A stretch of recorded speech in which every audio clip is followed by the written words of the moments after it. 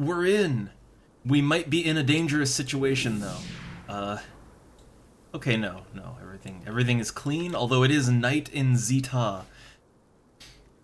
Also, I realize I was playing on my own, and whenever I do that, yeah, I just have, like, my own music going, so... Let's turn the game back on. Because I do like that game music. I do like it. Okay. So, what I was doing here...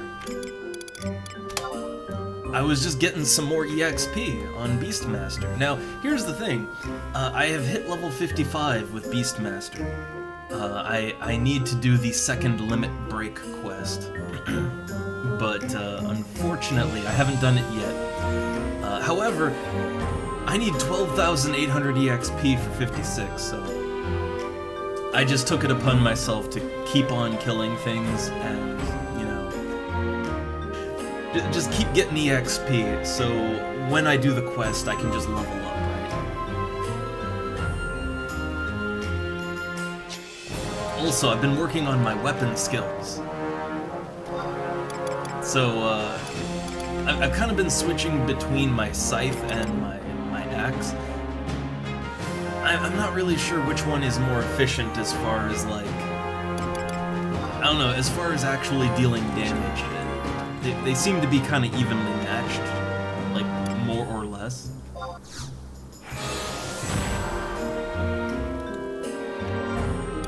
Alright, so I'm over here. Now there is a thing I was trying to do. Also, it's a new conquest, and I need to get some supplies. However, other thing I'm trying to do. So my inventory, I got crystals, I got coeurl meat. I've been killing coeurls mostly. I have some wolf hides, but that's not really important. I have 10 coeurl hides and 12 coeurl whiskers. Now, coeurl parts in general, they sell fairly well. I got a stack of whiskers, but I want a stack of hides. I really want a stack of hides. Like, I really want a full stack. So, I plan to do more than just kill things here in Zeta. I have plans. However, here's what we're gonna do. We're gonna kill coeurls until I can get a full stack of hides. Now that might take a while, alright? You know, warning, that can take quite a while because the drop rate for anything around level 50-ish and higher, the drop rate is just abysmally bad. Like, I mean real bad. So, if the wikis are to be believed, most of the items that I'm going for, and they're just like common materials, right? They have a drop chance of, I don't know, somewhere in the 3 to 7% range, somewhere around that. So I guess you could say 5% is an average. With my treasure hunter, okay, like that boosts the chance up to almost 10%. But yeah, it's not great. It's really, really not great. So it can take a very long time to actually get like to actually get a full stack of anything can take quite a very long time, unfortunately.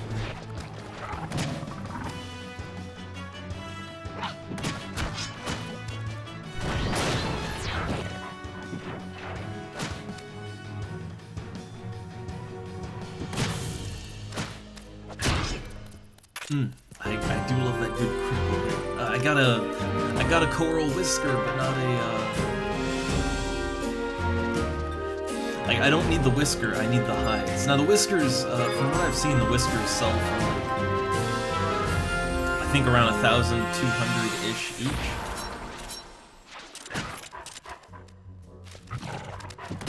Oh look, that thief was there. Oh, I mean, look, I was going for the coeurl first. Like, I was just standing there, right?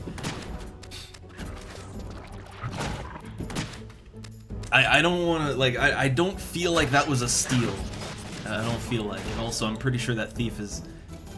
I would guess that thief is much higher level than me, just because... Yeah, their attack just did like 800 something damage. I take it they're higher level and they're just here farming corals for the materials. Like, I would assume, right? I mean, technically I'm doing the same, but I'm also getting EXP. These things are what? They're level 47. So for a 55, this is actually perfect. It's just right.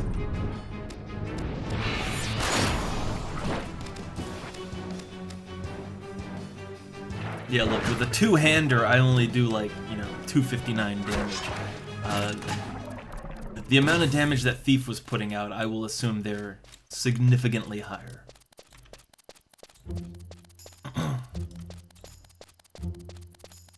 Alright, we got our funguars over there. Not what I'm looking for. God, it's nighttime, so the hounds are out.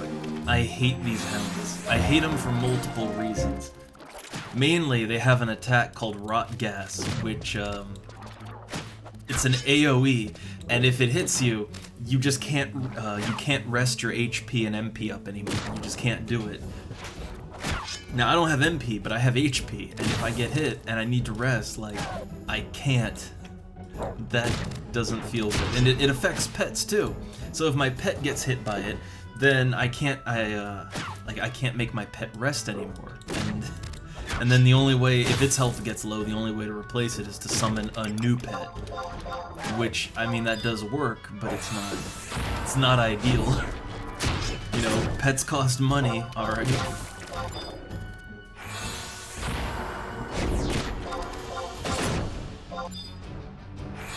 So I'm trying to kill this thing as quickly as possible. Howling! Ooh, a nice strong paralysis on me. Oh, I love that. I love that.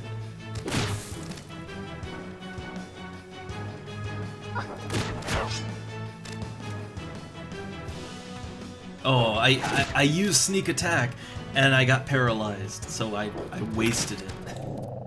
Oh, that feels great. I guess at least it didn't rot gas me.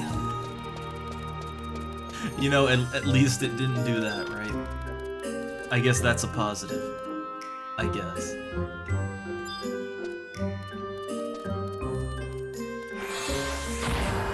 Okay, this one's not level 50, it's only 49. Honestly, I'd kind of prefer a 50 just because they have a chance of dropping a, there's like a kin seal. It's like the upgraded version of a Beastman seal. Need it for higher level stuff, and also for one of the limit break quests. So I found one so far, but I need at least 4 for the limit break quest. I mean, as I get higher level, and you know, as I start. Oh, here's Rot Gas. Oh yeah, there we go. Can't rest anymore. Oh yeah, that's perfect. Just perfect.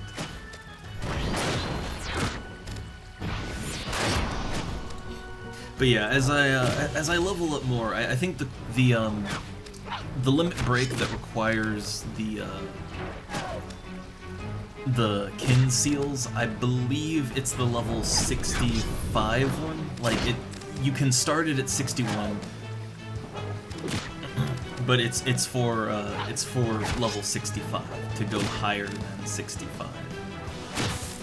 And I'd say by level 65. By level 65, I will, yeah, like I'll be killing level 50 enemies on the average, so that's not a problem, I'd say. But I would like to get the seals now. That would be nice.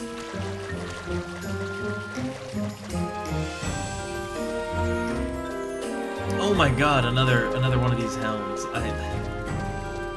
I don't want to fight these things. I don't want to fight them. I want to fight Coerls. There's more Coerls past that, but, goddamn, nighttime. I picked a great time to log in.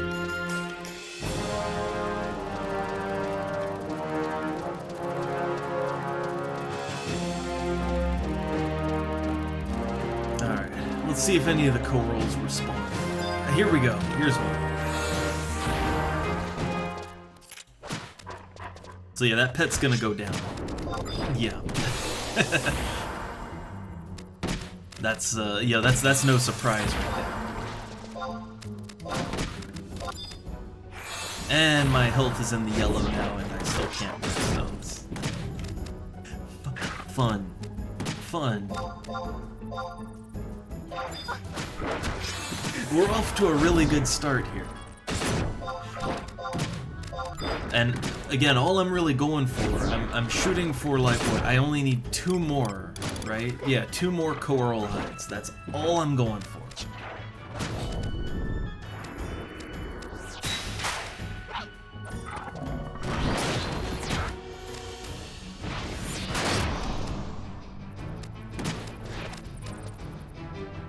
Also, the whole... So, okay, I've experimented more with the idea of, like, the chance to steal being affected by the enemy health, and I gotta be honest, I'm not sure that isn't just more voodoo.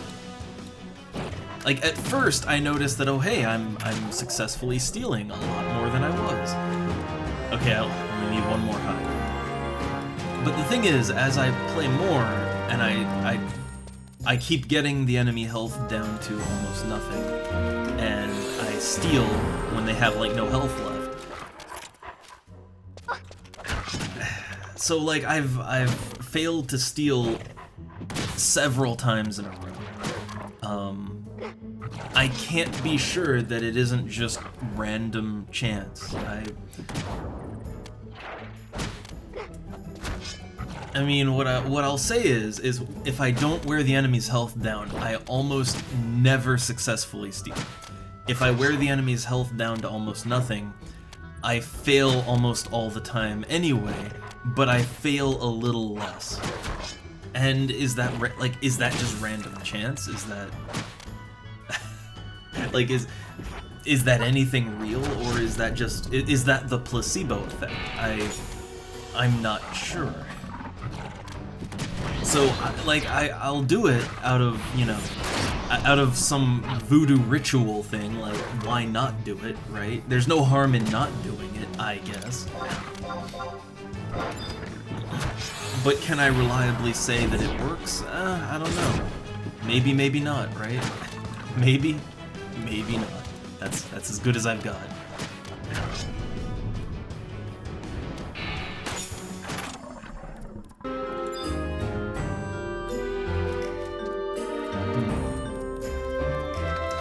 I guess, why not? Let's kill this hellhound.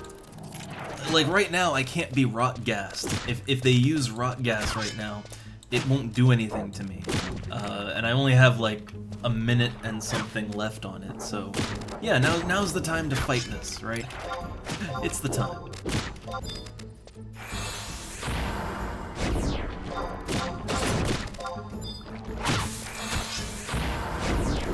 I guess my pet might get rot gassed, and then I can't heal it, but it's got like half health right now.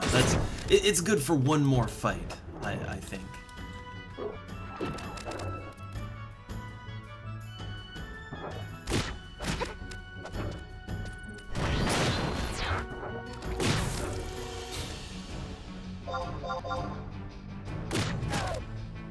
You got a few seconds left on that. Oh, methane breath. I don't think I've seen it use that one yet. It's not a very high damage attack though. That's good.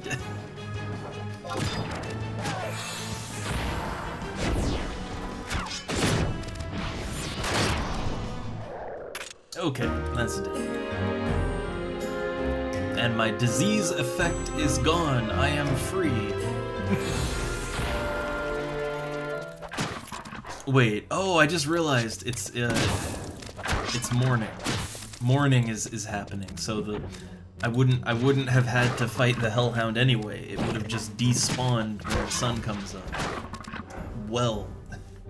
Well.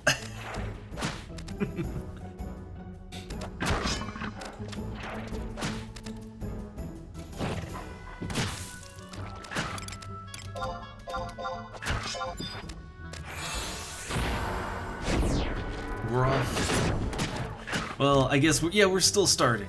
We're only a few minutes in.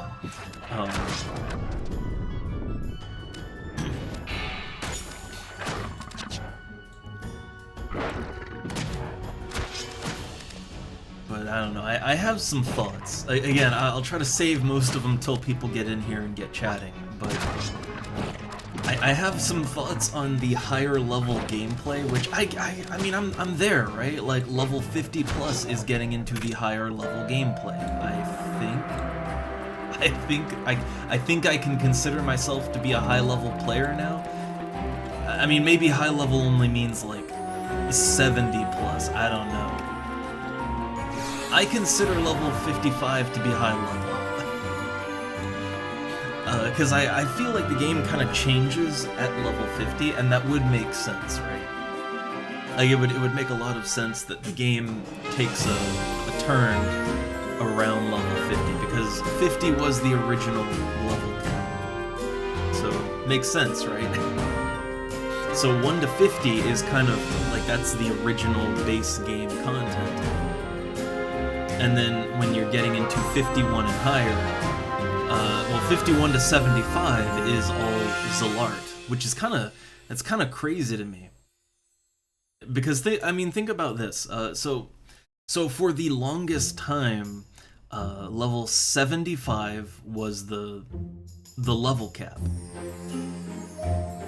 Like, the base game was 50, and then the very first expansion upped the level cap to 75, and then the level cap never really changed past that for quite a while. Like, it was a very long time until the level cap went up to 99 eventually.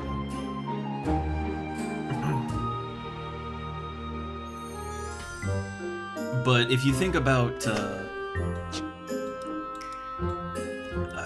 I don't know, if you think about MMOs in general and how they usually do level caps, well, I mean, look at Final Fantasy XIV, right? Like, just look at 14. But I'd say 14 follows a pre-established pattern of other games, where, like, every expansion in FF14, the level cap goes up by 10, right? Like, original was 1 to 50, and then every expansion after that increased the level cap by 10 levels. That's what the expansions do. And each expansion is kind of it's new areas and things for the new level cap, right? And that's kind of how most games do expansions these days. But that didn't used to be the standard at all. And, like, you know, FF14 is by no means the first. I think of EverQuest 2. Well, hell, even just EverQuest 1 eventually. But, like, EverQuest 2 follows the same kind of theme where, you know, every expansion ups the level cap by 10. But it didn't used to be like that in EverQuest. The first couple expansions, so, like, originally in EverQuest, I believe the level cap was 50, and then, I think, yeah, the first expansion, Rise of Kunark, that upped the level cap to 60, but then the level cap did not change for a while, because then you had, like, Velios, and that did not increase the level cap. And it also added content for all levels to the game. That's kind of how content used to work for most MMOs, is an expansion would just sort of expand the overall game experience, rather than focusing on, like, adding 10 more levels to the cap and the gameplay going up to that. That's the modern standard, but it didn't used to be like that with MMOs.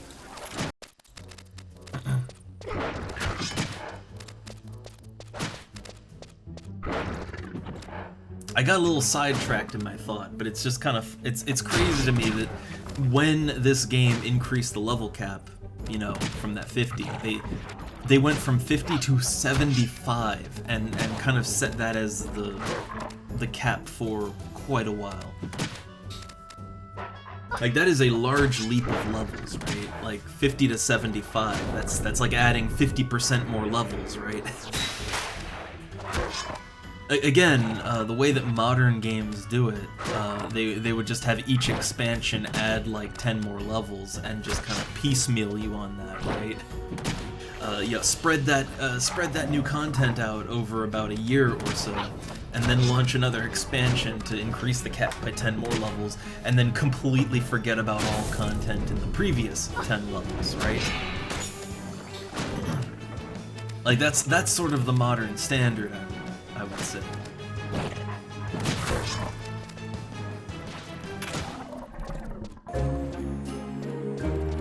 Alright, how many, okay, I have the whiskers, but I need one more coeurl hide. I need one more hide. And it's, actually, I should make use of the fact that it's daytime now. Now that it's daytime, I don't have to worry about, I don't have to worry about those undead wolves that just rot gas me and completely mess with my flow, right? Don't have to worry about that right now. So, oh, I'm not using my TP. 3,000 TP attack for 300 damage, which is not bad, but not great. I don't know. Like, Beastmaster deals damage, it's just not a lot. And I guess, you know, it's because you have a pet, right? You have a pet that does a ton of damage, so I don't personally need to do that much damage. That's the idea, I guess.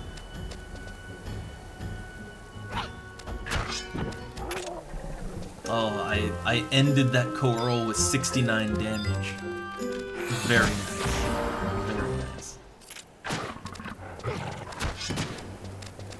I'll always take a good 69 damage finisher.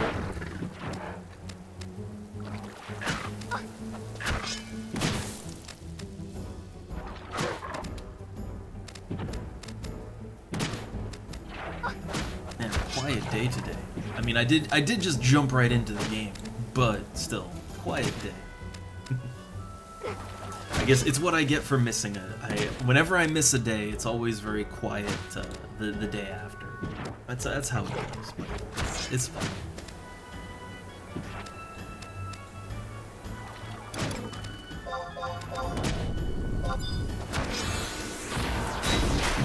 There's just been such a sharp change in the weather, and I think at this point we've kind of realized that both me and Dunno, we get like, I don't know, we have a really bad reaction to sudden changes in like the air pressure and temperature.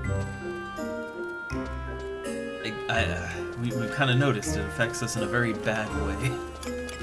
So suddenly it stormed and now it's cooler, and also just it's cooler, it's windier, it's also way more humid. And suddenly like I just wake up feeling completely dead.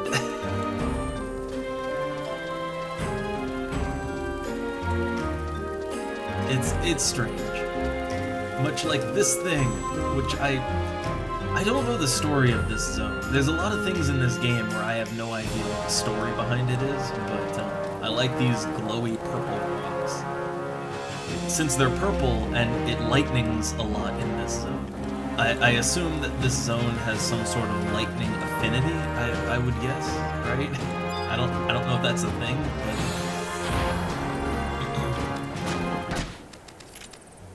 but I'd assume that like those are just giant lightning crystals, I would assume.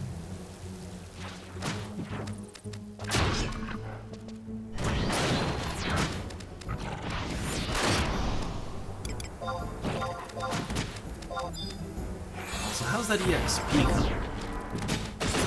Almost 5,000 in. So, like, honestly, considering that the most EXP you will ever have to get in a level is 42,000, like, that is a lot for an individual level, but the thing is that's like level 74 to 75. That's a long way off. Like, it's gonna take a while to ramp up to that point. And I gotta say, even when it takes like over 10,000 EXP to level, it honestly doesn't feel like it doesn't feel like that much of a grind, not really. at least as a Beastmaster, I mean, if I just log in and start killing things, yeah, it goes pretty quickly, actually. Goes pretty quick. Like, you just start killing things, and before you know it, you leveled up. It's great like that. I feel like my pet will probably die to this Master Coeurl. We'll see. Or no, it actually, no, it probably won't, but it'll be very injured. I'll summon up a new pet tonight. I'm gonna fight that big rock golem. I'm gonna fight him.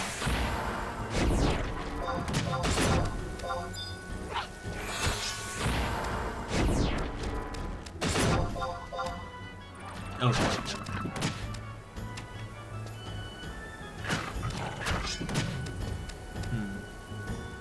25 seconds on my sneak attack. I'll just table that for now. Alright, let's try...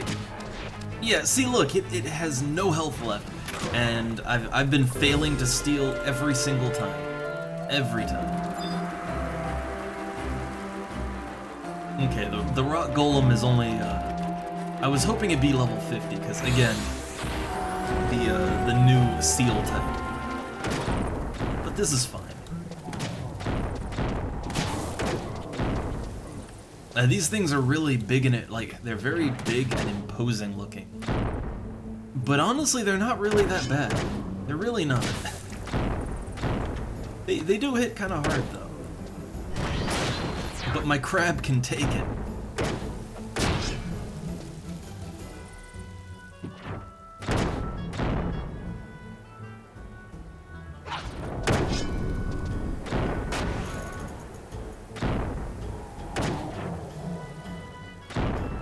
Also, I'm not sure, but I think this rock golem, I think it's using the same model rigging as the giants, right? The Gigas.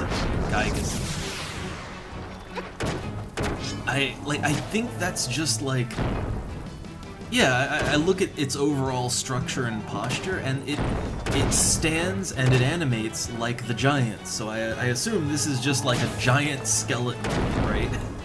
I assume. You know, Square Enix, they love to cut their corners wherever possible, but to good effect, I guess. Nope, now it's just me and the golem. So let's get some big scissors in here to distract it off of me. Oh, it's gonna take a little more than that. My pet missed. There we go. Oh, oh no, no, it really wants me dead.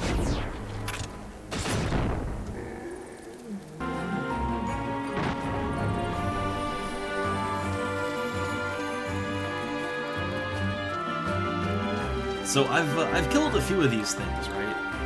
And despite how imposing looking they are, they don't seem to drop anything. I think the wiki says they drop things. The wiki says that they drop, well, they can drop seals, and there are some rock golem parts they can drop.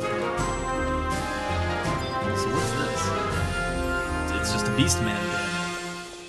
It's just sort of here.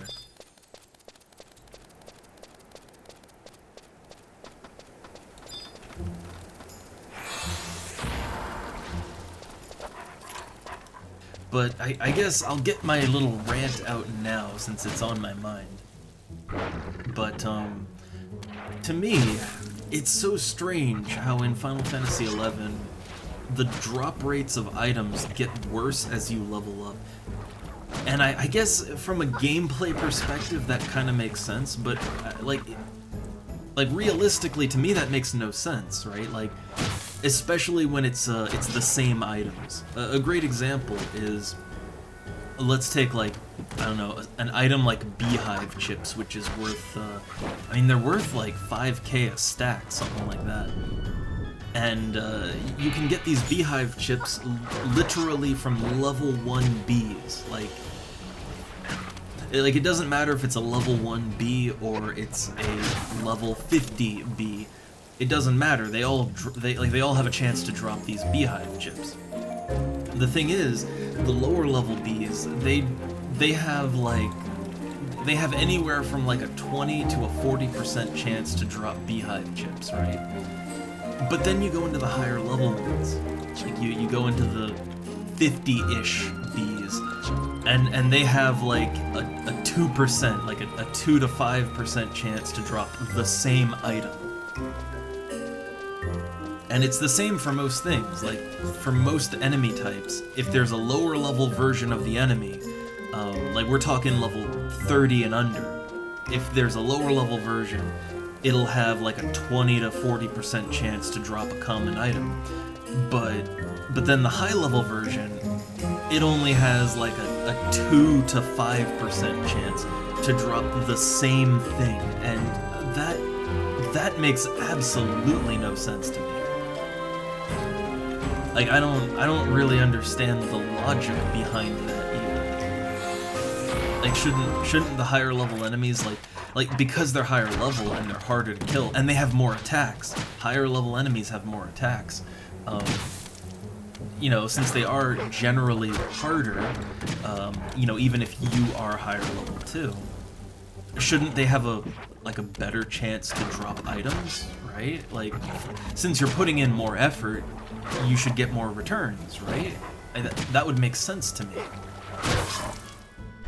But no, instead it's just, for whatever reason, they have an even worse drop chance for the same items, and I can't really get behind that.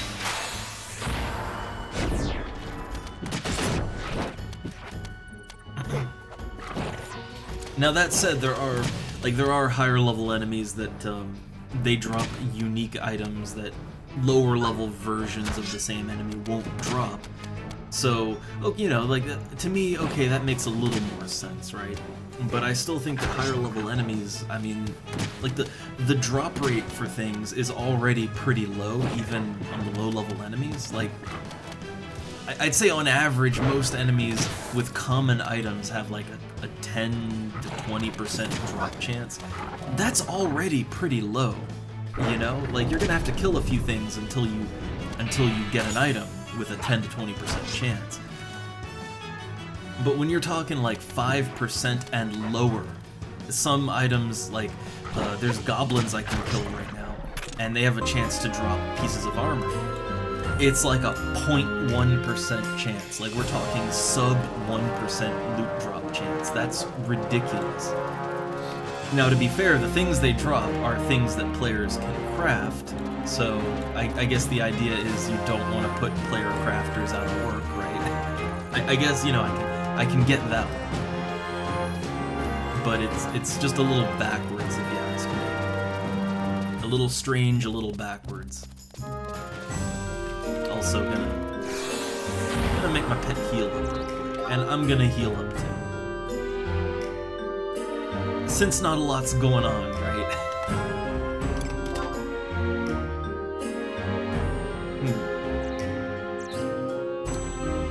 If I can get a over 6,000 EXP, like close to, I guess, around 7,000, that'd put me halfway to the level. But I mean, my real goal here, because I would like to, I'd like to do some of the supply quests on stream. There's some outposts I want to get, but I want to get this last Coral hide. That's my real objective right now, is to get one more Coral hide, and maybe more meat. I don't know. The meat is a relatively come and drop. Like, I mean, you can see it just on the number that I have, right? Like, the hides and the whiskers, I barely have one stack, right? And then the coral meat, I'm on my 4th stack right now.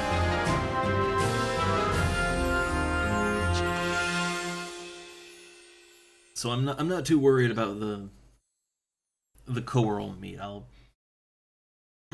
I'm more willing to just kind of sell that, or hold on to it for the next time I go out to Zeta, right?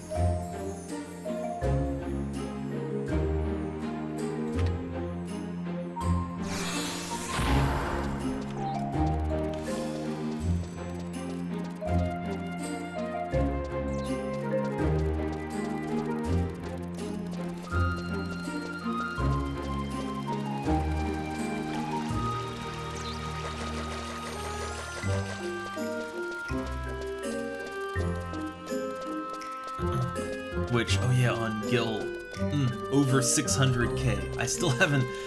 I need to find something I really want to buy for my character. I don't...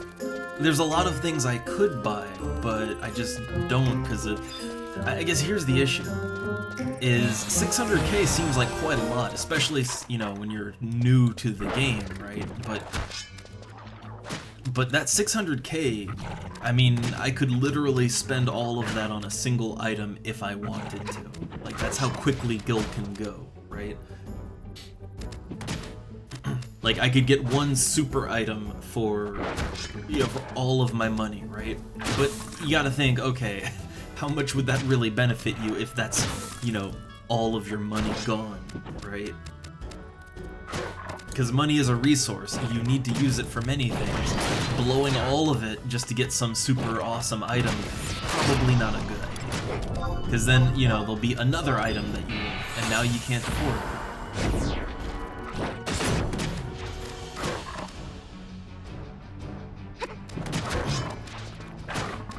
So, eventually I'll find something I want to do with the money. Eventually. For right now, I'm just watching Gil number go up.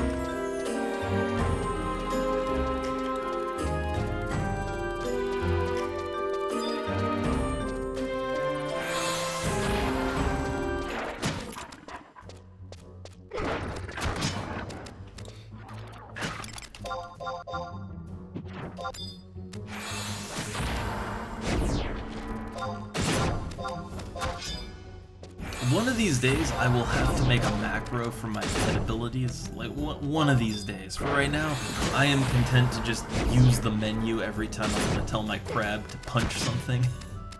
I'm okay with just going through the menu right now. It's no big deal.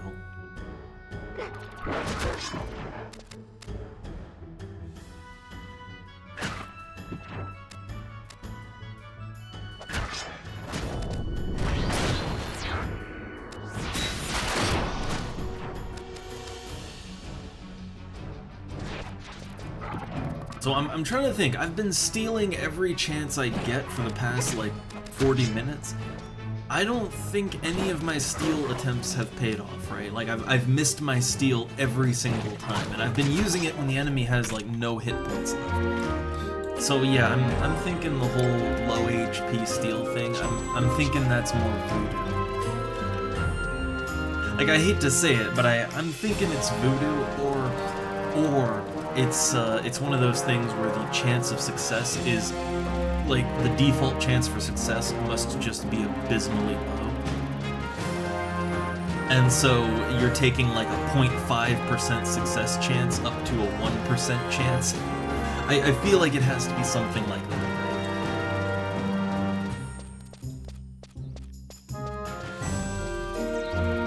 Alright, I'm looking around for another rock golem. If I see a rock golem, I'll take it out. And it's level 50! Oh, yay!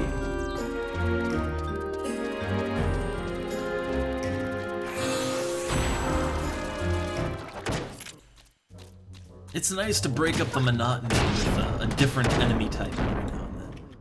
And the rock golems, they do break things up a little bit.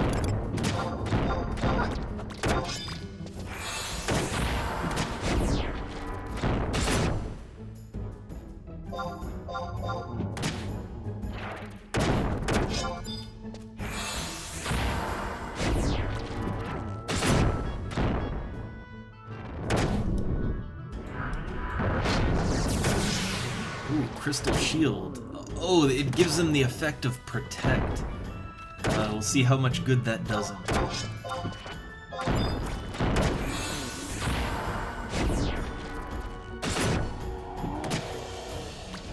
Like, I don't really see how my attacks are really... They seem to be doing the same damage, so I don't know that that actually did anything. I don't know.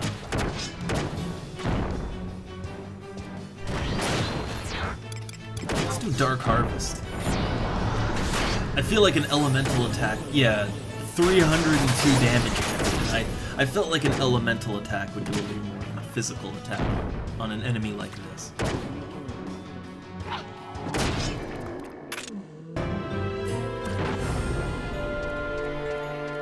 yeah, I think light crystals... I have 4. I don't have that many, but I think light crystals are selling pretty well now. I think. I know dark crystals are always selling real good. Like, people love them some dark crystals. The funny thing is, though, is that dark crystals, there are plenty of low-level enemies that drop dark crystals. They're not hard to get. It's just you kind of have to go out of your way to get them. But they're easy enough to get. Like, there's level 10-ish enemies you can kill for dark crystals.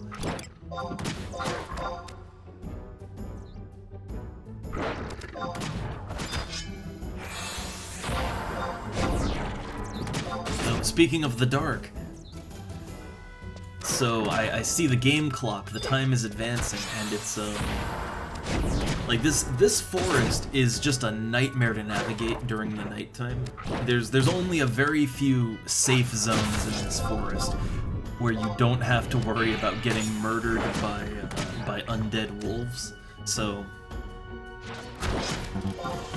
I want to start making my way to one of those safe places, because otherwise I might find myself surrounded by undead wolves and skeletons out here, and that's not a place I want to be. So I have to get, like, back to the tunnel further south.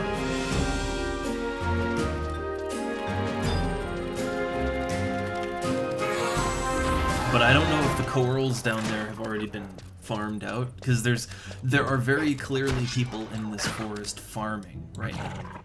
Like, there's clearly farmers in this here forest, so I don't know if they've already killed things down there, so just to be safe, like, let me get my kills in here and now.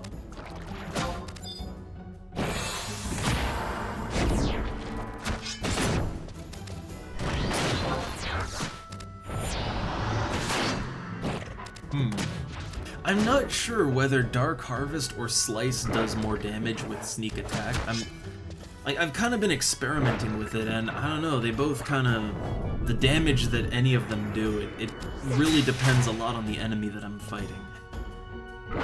So I think some enemies that are maybe resistant to dark damage, doesn't do much for them. Like, these are lightning type enemies, and I don't know, like... As far as I know, the only thing, like, light and dark are directly opposed, but I don't think anything else really cares about light or dark. I don't think. I could be wrong. It's why fighting that rock golem, I did a massive amount of damage to it with my Dark Harvest, and that's because rock golems are light element. But I do find it just interesting how light and dark work in this, in that they are, like, directly opposed. They're the only elements that really work like that, as far as I know. Like, all the other elements, you have an element they're strong to, and then an element that they kind of beat, right? So it goes in a bit of a circle, but with light and dark, it's just a straight line. Like, light beats dark, and also dark beats light. Which sounds weird, but I guess what it amounts to is that they are both strong and weak to each other, which means if you use a light attack on a dark enemy, then yeah, it takes a ton of damage. But if you're using, like, a light element, I don't know, a pet or whatever, like, dark damage to light, it does the same thing. It's weird. I guess the main thing you have to keep an eye out for with that is that, yeah, using light damage against a light element enemy is not very effective, and the same goes for dark. I don't know, like, that's my takeaway. Just don't use the same element on the same type of enemy, but other than that, I mean, that's a standard rule no matter what. Like, you generally don't want to use water spells on a water enemy, for example. That's not like a... Yeah, that's not too hard, I don't think.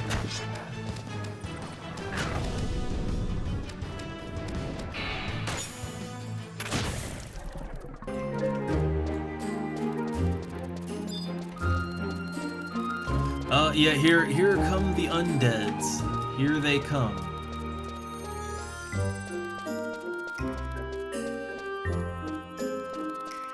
So yeah, all of a sudden, there's just undead enemies everywhere. So, yeah, okay, let's have the pet heal a little bit, and I'll get my health up, because, you know, undead enemies, they detect by health, so... I think this tunnel here is... I think it's safe from the undead enemies, but I'm not 100%. I know it's not safe from the co-earls, but I mean I'm here to kill them, right? So that's okay.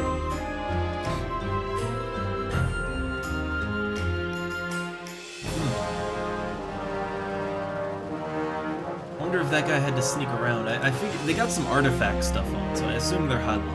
I assume they don't care.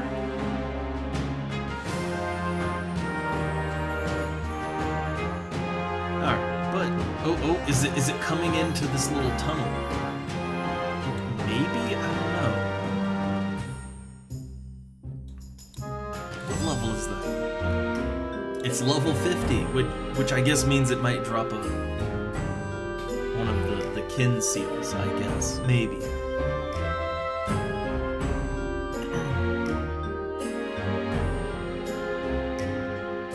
Well, my health is full, but I'm gonna wait for my pet to get filled up.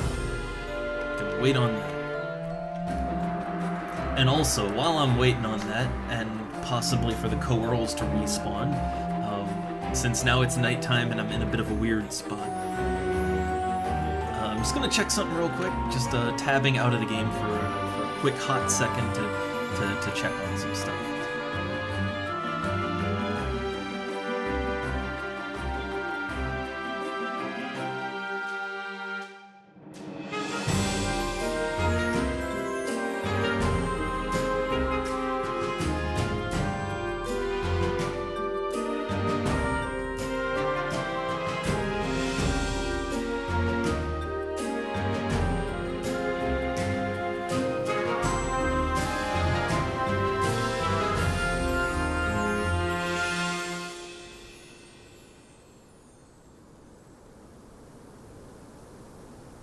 Alright, I just wanted to take a quick look at, the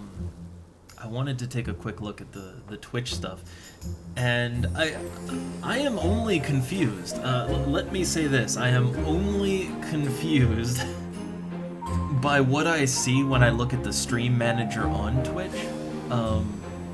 See, I thought it was just like my Twitch app that was, you know, not, like, it's not accurately showing me who's here and who's not. But I was like, okay, I look on the actual website, the dashboard, right? And okay. So yeah, it says 1, but also if I go into like, okay, current users in the chat, and there's a bunch in there, right? And I refresh and everything, and it says, okay, that's up to date. Well,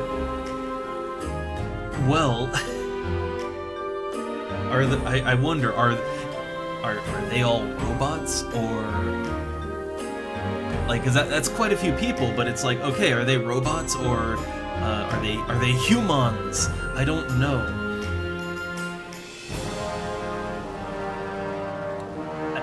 I guess my takeaway is I can't really trust anything, right? The takeaway is whatever numbers I see about the active count, you know, like, I can't trust it. Okay, oh no. It's Rise of the Robots in here. An awesome Super Nintendo game. Okay. Alright, well this, actually, you know what? You helped me to answer the question, alright? Which, it's been driving me crazy for a long time, and that is, okay, are all the metrics inaccurate? Is there really only just me here? Or am I just hallucinating? No, I guess it's just, for whatever reason, Twitch doesn't count you. You don't exist. Also, hey there. I'm trying to think how to say that.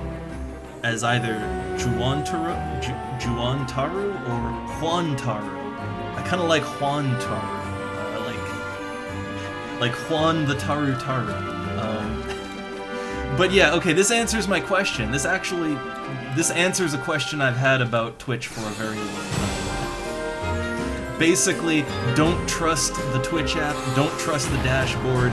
You can only really rely on the, when you go into the chat and see who's here, right? Tell me who's here. That's accurate. Okay. Now I know. Ah, one Taru. Okay. One Taru. One Taru. Okay, okay. Again, I can't pronounce anything, alright? I can pronounce nothing.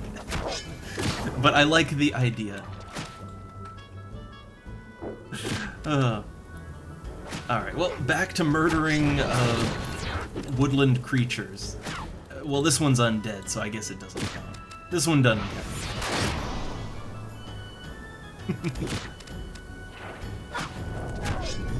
I try not to get too caught up on like the metrics of Twitch, you know.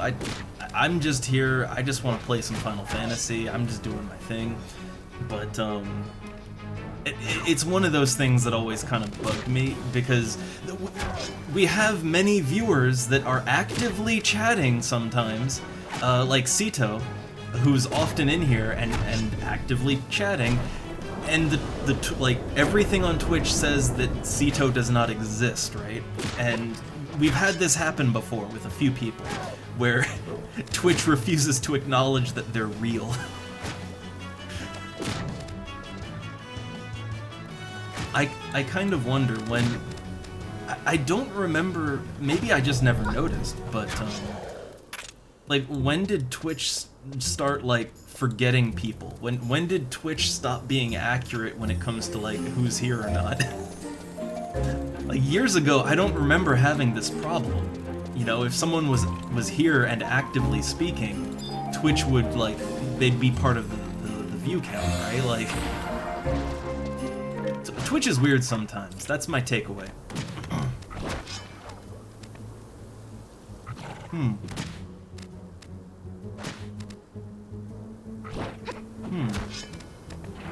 Yeah, so I guess it kind of... Yeah, it's weird, it's strange. I don't know.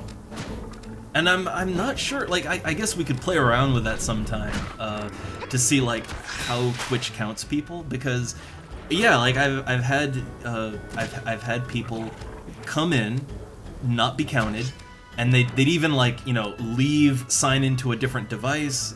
Twitch still wouldn't count them, even when they're actively chatting. I don't understand, but I guess it's fine. But it,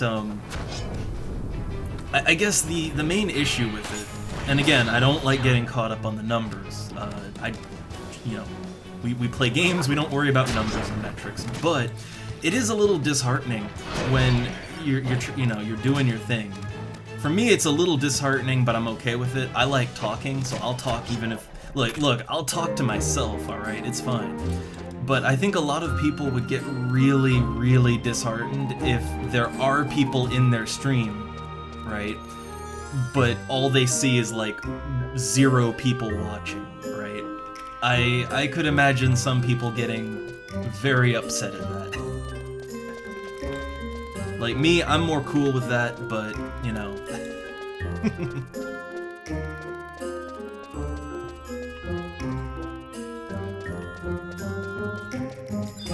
I don't know, maybe Twitch just likes to gaslight us.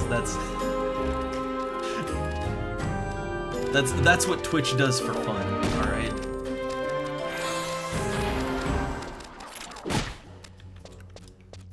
Alright, let me just squeeze in behind this guy.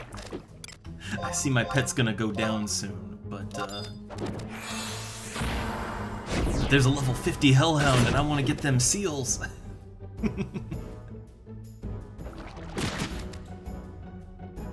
Or wait, no, the whole reason I'm still killing things here is I'm trying to get one more coral hide because I don't like to leave the area until I have a nice, you know, a nice full stack to sell, right?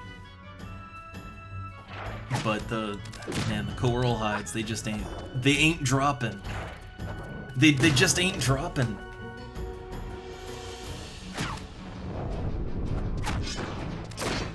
Ooh, dirty claw. That only did 27 damage. I assume that was like a bit of a fumble. I'll assume.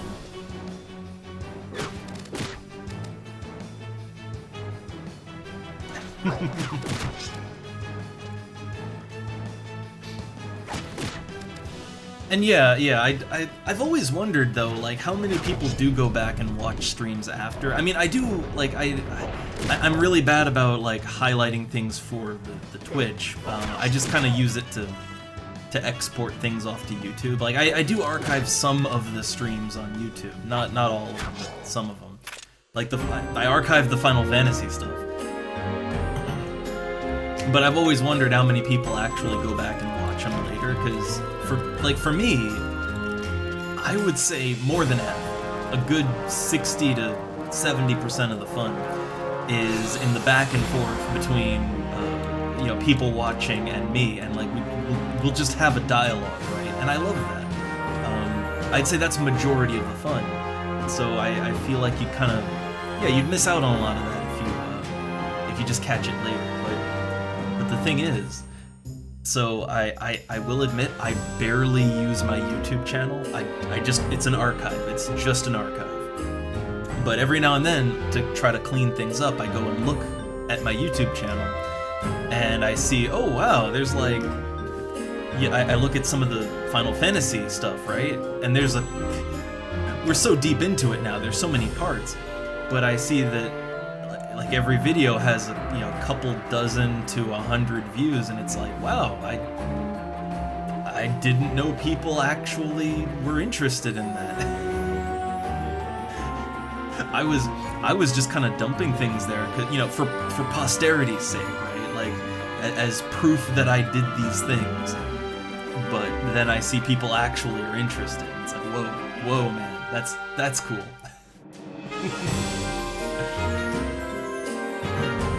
But also, don't have a car crash. You don't need to talk, especially if you're driving. It's cool. Oh, there goes my crab. But it's just I don't know. I was so confused about how Twitch counts people.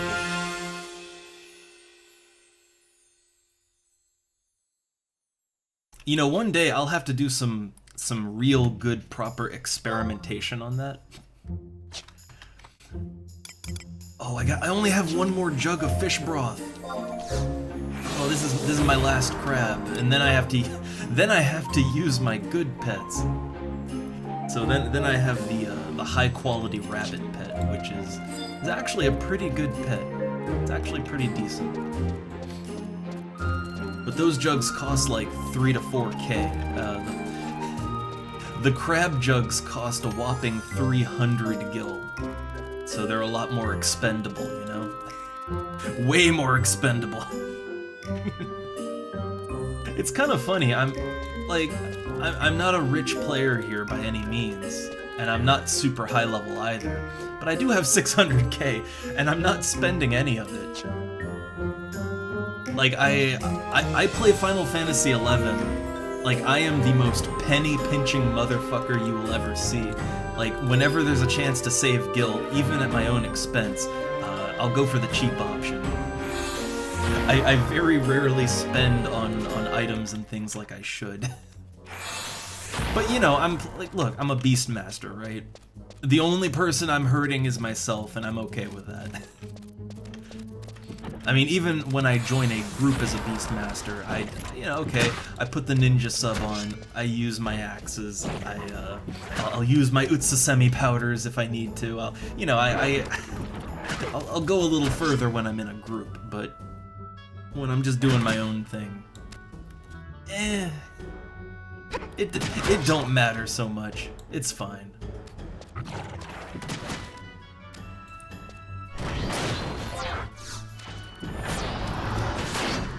God, I love how Dark Harvest looks. It's not like it's not an amazing attack or anything, but I have to admit I really do like how the scythe animates.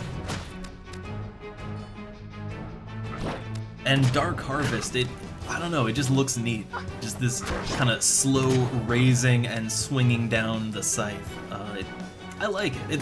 It's the same general idea as the skeleton enemies. When skeleton enemies use, like, they also have Dark Harvest, right?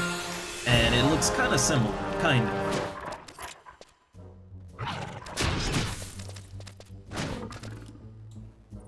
God, I just want one more hide. Like, look at this. I got a full stack of whiskers, a few extra, and I have tons of meat. I got all the meat, but I am struggling to get that one last coral hide. I don't even know how much it's worth. Like, let me say this. I literally have no idea how much it's worth, but I figure it's probably worth something, right? So I want that full stack.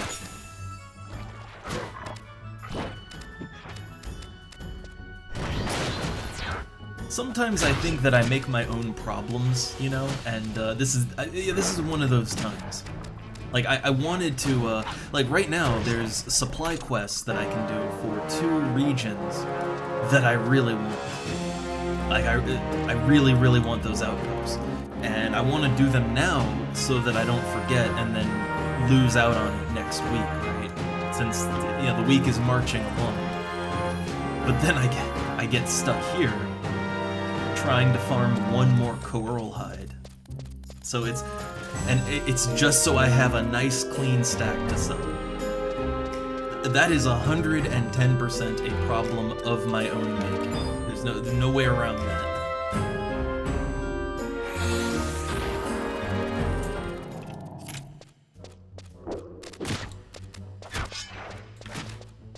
What level is this one? Only 46. I guess the good thing is, if I stick around here killing things, like, yeah, I'm almost halfway through my level. I physically can't level up to 56 because I still need to do the limit break quest, which I guess I'm gonna need help on. But hey, EXP is EXP, right? It works out. It's fine. Alright. No, not Dark Harvest. Okay, I'm no elemental scientist, but I feel like on a dark type enemy, using Dark Harvest I feel like that would do reduced damage, but I'm not sure.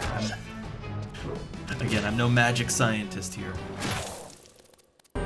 I barely know my elemental wheel, okay? I have to consult the charts every now and then. Alright, let's see if I can just pull this one. Yeah, pull it back here. Just, there's skeletons and things out there I'd rather not involve.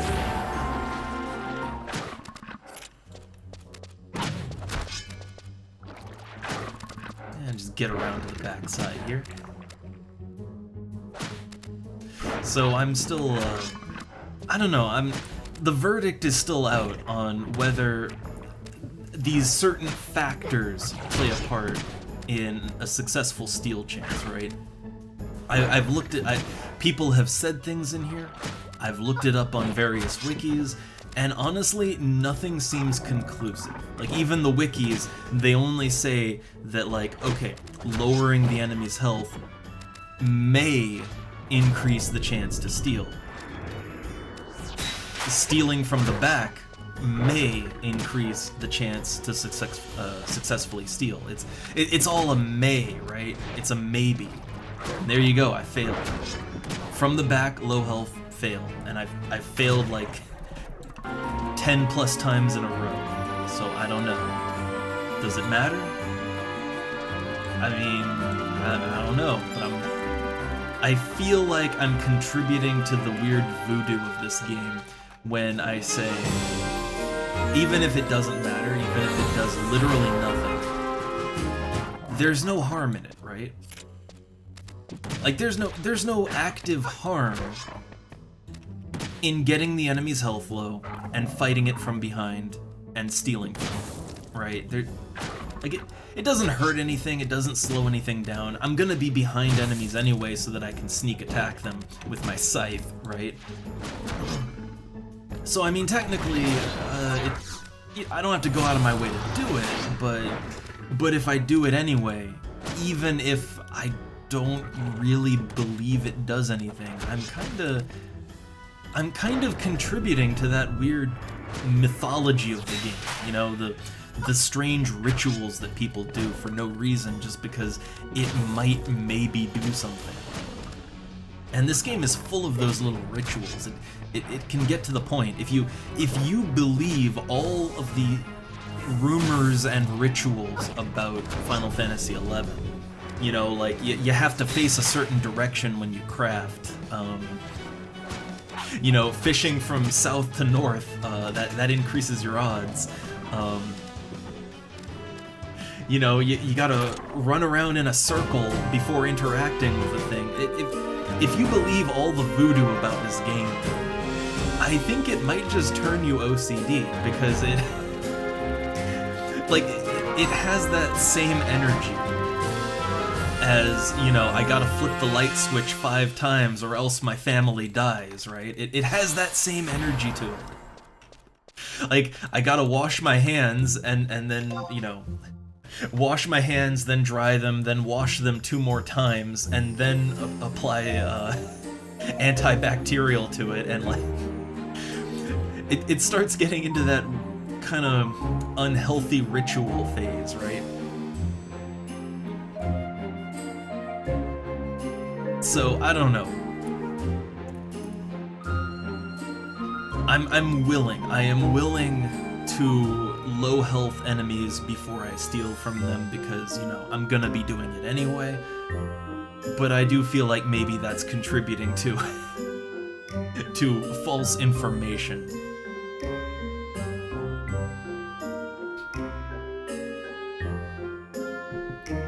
I mean, shouldn't it? Wait, I just thought about something. Shouldn't it? Okay, so if it's real, it should be something that in testing, like in extensive testing, it should show up in a graph of some sort, right? Like, this game is old, okay? This is a very old game, and I am sure that multiple nerds out there have Excel spreadsheets of their test data for pretty much anything you can do in this game, right?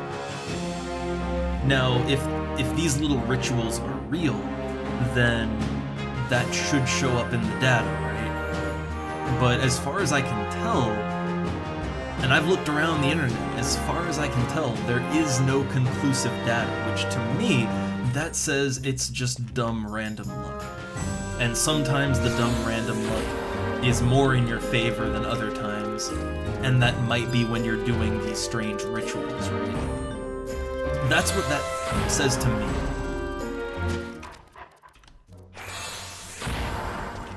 But I feel like there's probably people that will swear by, like, that's how it works, right? That is how it works. I don't know, it's just a strange thing. I can't really think of very many games that I've played that have a culture like this where people believe in strange rumors to the point where they just start doing little gameplay rituals, you know, whether it works or not, just because, well, it might work.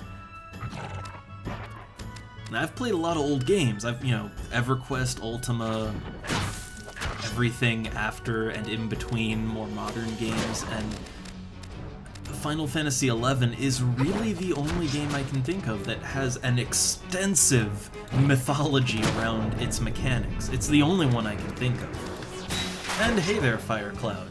I am just positing. I'm just thinking over some deep thunks, right, about how Final Fantasy XI works. Oh, hey, there's a Hellhound. Okay, that time it worked, but now, okay, look, how many times did I fail, right? I've lost count. I have lost count on how many times I failed. finally, I got my coral hide. I can leave now. I don't have to kill anything else. But at the same time, I mean, you know, I have a pet with almost full health, so I guess I might as well kill something else, right? Like, at least kill things until my pet dies. But yeah, okay, so thinking about the whole low health equals better steal chance. So, okay, it worked out that last time, right? But I think I failed at least 3 or 4 times before that.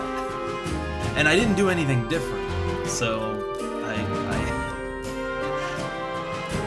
I don't know. I don't know anything. Clearly, I know nothing. What I do know is that is a level 52 enemy right there, and I think I want to fight him, right? I think I want to fight him.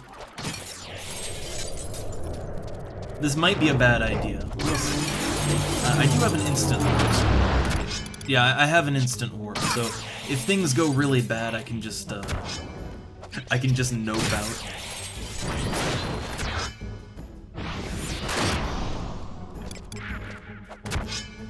Alright, I'm currently under the effect of paralysis, so let me... Eroga 2! Oh, that's gonna hurt. Yeah, oh boy, that fucking hurt. 271 damage. Yeah, it's, there's no other way to put it. There's a lot of, like, tinfoil hattery going on with FF11, and it's always been like that. It's kind of part of the charm, I guess, you know? That you never quite know what is real and what is not. But at the same time, it can make the game get, like... It can make the game be a little frustrating, and also it can make you develop strange behaviors, you know? That's all I was thinking. Oh boy, Sleepga! There's no chance I was running away from that one.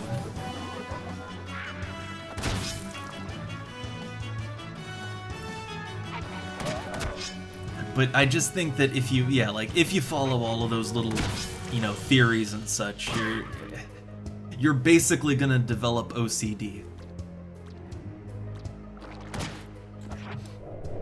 Oh, hey, I heard you didn't get enough sleep the last time. Okay, that, well, goddamn, they have so many actions, right? The spells, abilities, everything.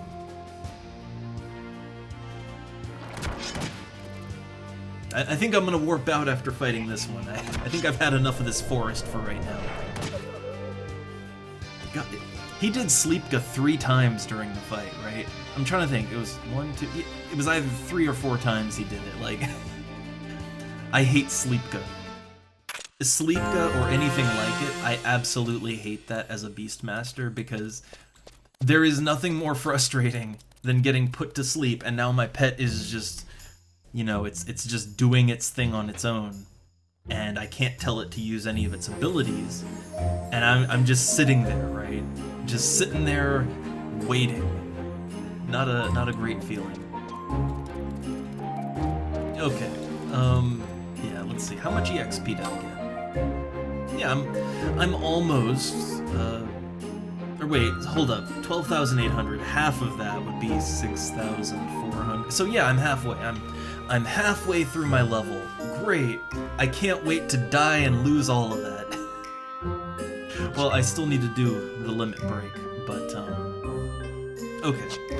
Let's get out of the forest, and before I forget, I would like to do there's 2 supply quests that I really want, and then I think I'll have pretty much all of the outposts that I want, or that I even can get access to.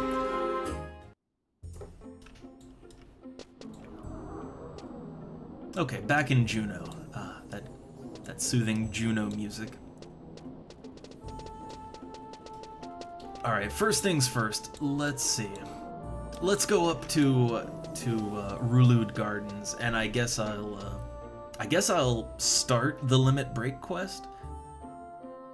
I'm not sure I'll do it, because I don't really know how much time I have to stream right now, so I don't know that we'll do it, but I can at least start the quest. And then I might do it on my own time. We'll see. I'll need help to do it, and that's the problem. Also, before I forget, refresh that signet. And also, yes, I would like to spend my 15,000 conquest points. I would like a Scroll of Instant Warp. I find that it's a good idea for me to do that, like, first thing. Because if I don't, I've had moments where I teleport out to a region, and I start doing stuff, and then, oh, I need to teleport out.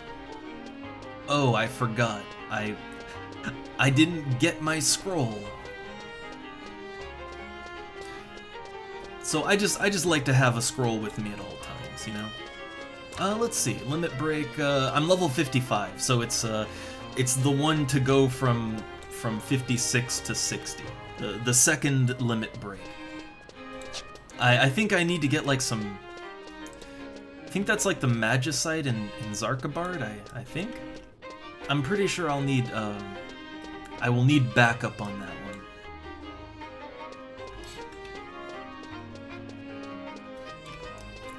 And I will say, this is as far as I've ever gotten, okay? Like, I have only ever done the second limit break quest, and that was on Eden. On Eden, I did my second limit break. I never went higher than level 55, but I got the quest done. But that's as far as I've ever gotten in Final Fantasy XI. I've never been a high-level player in this game. But on Horizon, I'm gonna try and shoot for the moon. I'm gonna try to go all the way. Balls deep. So, okay. Let's talk to Matt. I'm ready to start a quest. Alright, how's it feel at the top, kiddo? Well, you ain't even close yet. You're just getting started. Maybe one day I'll be as awesome as Matt. You think you had a hard time with that last quest? Well, when I was your age, I had to gather twice as many items in half the time. Stop complaining. I feel like this is... I feel like Matt here, like this is me. This is me when I talk to like younger players in new MMOs, right? He's just like me. Do you think you've got what it takes to take the next step? Don't think I'm forcing you or anything. I mean, I have to if I want to level up. It's like, well, yes, you are forcing me. I can't level up if I don't. Alright, I'm ready. Good answer. I'm proud to have a pupil like you. Anyway, listen close to what I have to say. Many caverns to the north are home to fiends that can find you even when you're invisible. Bring me 3 samples of Frigicite, okay, not Magicite, Frigicite, from deep within. This time, it's a test of wits. Barrier breakers need brains after all. Well, get going. Now, is it really a test of wits? Because as far as I know, it's just, what I remember is there's a named monster that spawns at each one. Like, there's 3 things, right? And there's a named monster at each one, and you have to beat it, right? Like, that's the test. So that's not really a test of my brain or anything. That's just a test of how many people I can rope in to help me. I mean, if you think about it, right? Alright, so I started the quest. Whether I'll do it on stream or not, we'll see. I have other things that I would really like to do because I tend to be a bit of an infrequent player. Sometimes I go all in, and then I might take a few days break.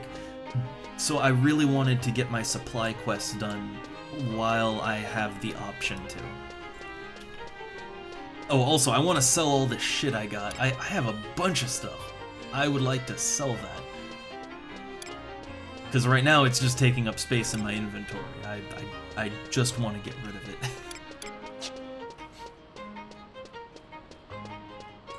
Okay, so I think you can I think you can take supply quests from these guys, right? Or do I have to go back to my home nation? Let's see. No, it looks like I have to go back to my home nation. Okay. So I gotta go back to Sandoria. Which also, oh god, right, I still need to do my, my Sandorian missions, too. Wait, doesn't the rank 4 to rank 5 mission, I think that starts here in the embassy, right? I think? Let me go down there, actually. I'm not sure. Which this is as high level as I've ever been in the nation missions too. I normally go Bastok. This time I went Sandoria, and normally I only ever get as high as rank 2, 3. It's that boss fight. It's that one boss fight you have to do, and you need help to do it. I duoed it. I actually duoed that here on Horizon. It was really fun and very intense. We almost died, but I pulled through. It was great. Let's see, where's the okay, Sandoria's over there. But yeah, it's just I oftentimes, so yeah, it's usually around 50 to 60. I tend to kind of fall off with Final Fantasy XI, and it's because more and more you need other players to help you do things, and it gets harder and harder to find people willing to help you as you get higher, and so at a certain point I usually just kind of drop off, right? I'm really trying hard to stick with it this time and to see as much of the game as I can see. But I am running into that problem already where there's things I need help with, and I just no one helps me. At least not in the times that I need.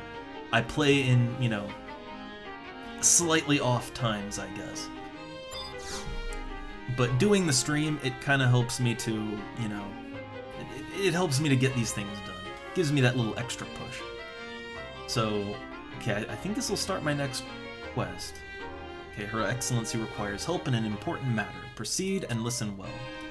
Okay, so that tells me I'm on the right track. I believe I am on the correct path.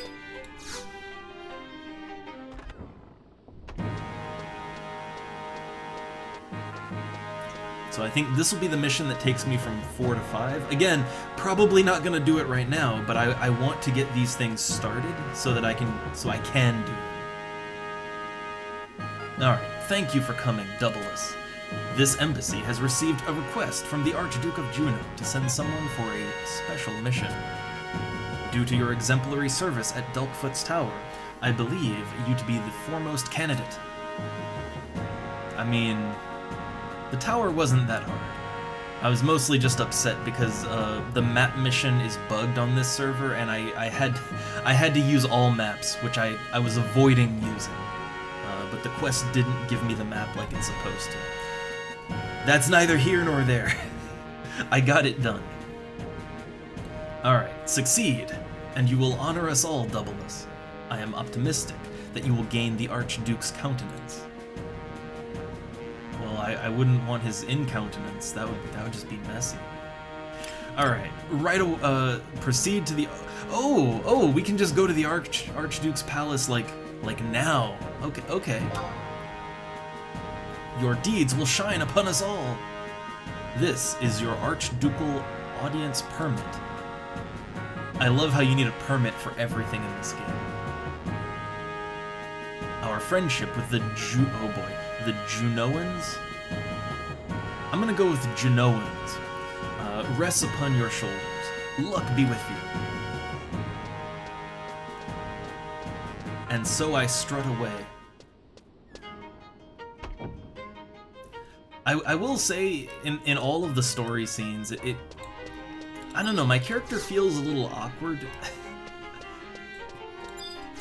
I get the feeling, I get this vibe with the Sandoria missions that the game expects you to be the game expects you to be Elvan. Like, it always seems like the dialogue is written as if you are an elf, right? But I guess that's because the way the game is, it's usually beneficial to go with the, you know, to choose the same kingdom that is your race's alignment. It's to your benefit because of the rings, right?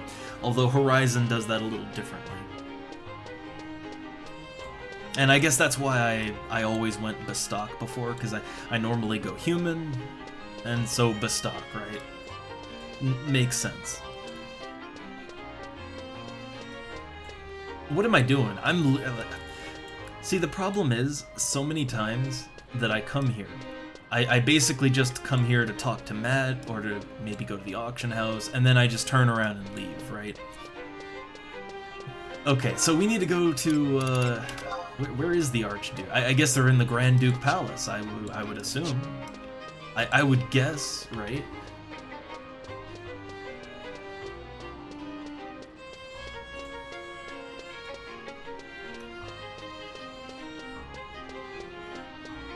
Also, I still think that the armors on the various characters here, but like, man, that I think it's like paladin armor, right? Or no, it's a bit of a mishmash.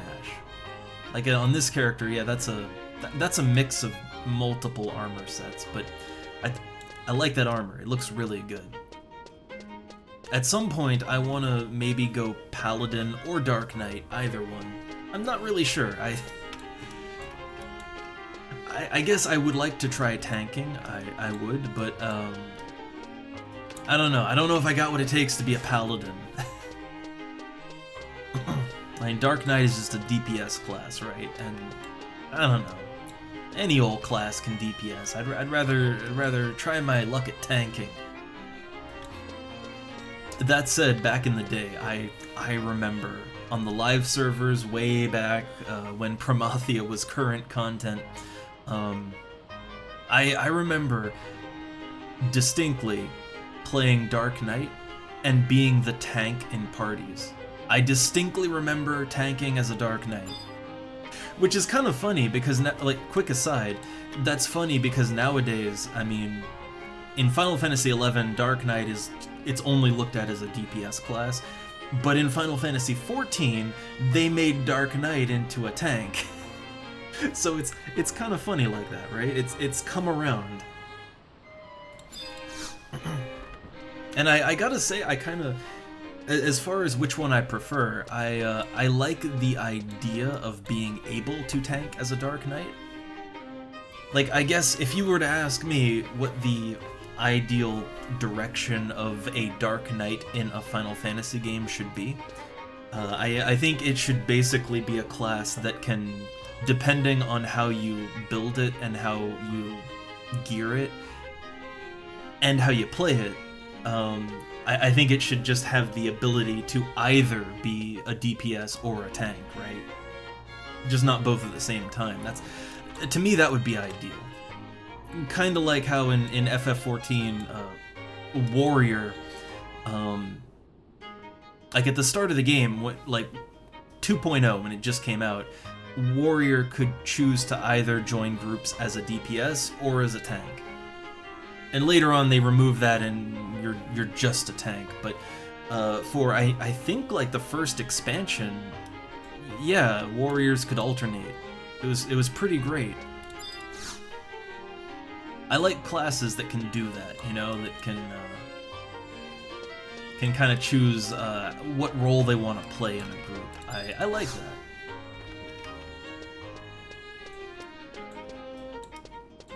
Oh yeah, did I unlock the Prometheus stuff with this guy? I think I did. I think I did this already, right? Yeah, I've given him some anima. Yeah, so that's just a thing I can do. Where's the, this is the manor, right? This is the Grand Duke's palace, but maybe this isn't like... This probably is not where I need to go, right? This is the Archduke's house, but I probably don't want to go to his house. I probably want to go to wherever the actual seat of government is, I guess.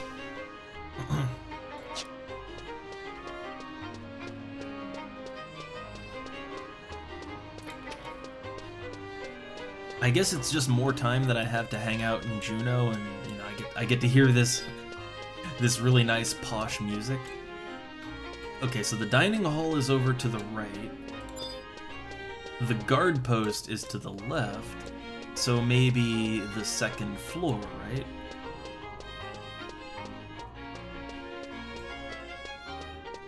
Oh, this looks important right here.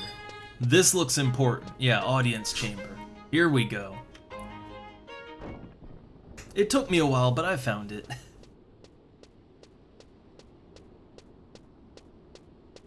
I like how I just enter, you know, the seat of government with a giant scythe on my back.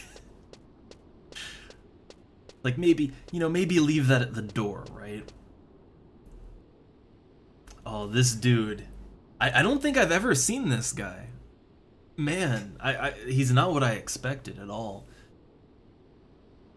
Alright, so, you're the new attaché. I am Camlanot?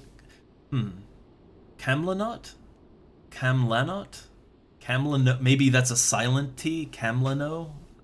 I feel like a silent T sounds a little better. Camlano. Archduke of Juneau. I'd like your nation's help with a certain matter. He's even got like the he's got the anime markings on his face. God, this is actually this is kind of reminding me a little bit of some Final Fantasy XIV characters, but it's fine. Oh hey, a visitor. Who's this?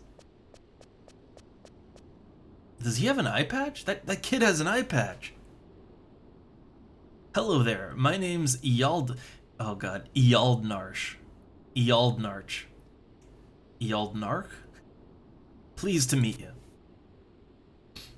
This is my brother. Don't let him bother you. Now, let us get down to business. I summoned you here for a certain mission. Have you heard word of the Shadow Lord? My sources tell me that beastmen in Davoy, Budeaux, and Castle Astroja are conspiring to return him to Vanadil. They seek to do so by harnessing the power of mysterious stones called magicite. To stop their nefarious plan, I want you to go to these 3 places and seize that magicite. Of course, I intend to reward you for a task of this magnitude. I will issue an airship pass upon receipt of the 3 magicite. With it, you can swiftly travel home, or to any civilized land for that matter. So they're after magicite, are they? I wonder what this means. Take extra special care. The thought of a world under the control of the beastmen makes me shudder. I bet the beastmen have traps waiting. First, you've got to find out as much as you can. Ealdnarch speaks the truth. Start by finding out what you can in town. I'm counting on you. So I wonder if that means like I have to speak to people in town, or I'm assuming it means I have to. Ooh, oh god, I hate Final Fantasy names. I hate them. So it's Malgofar. A moment, please. He T-posed for just a second there.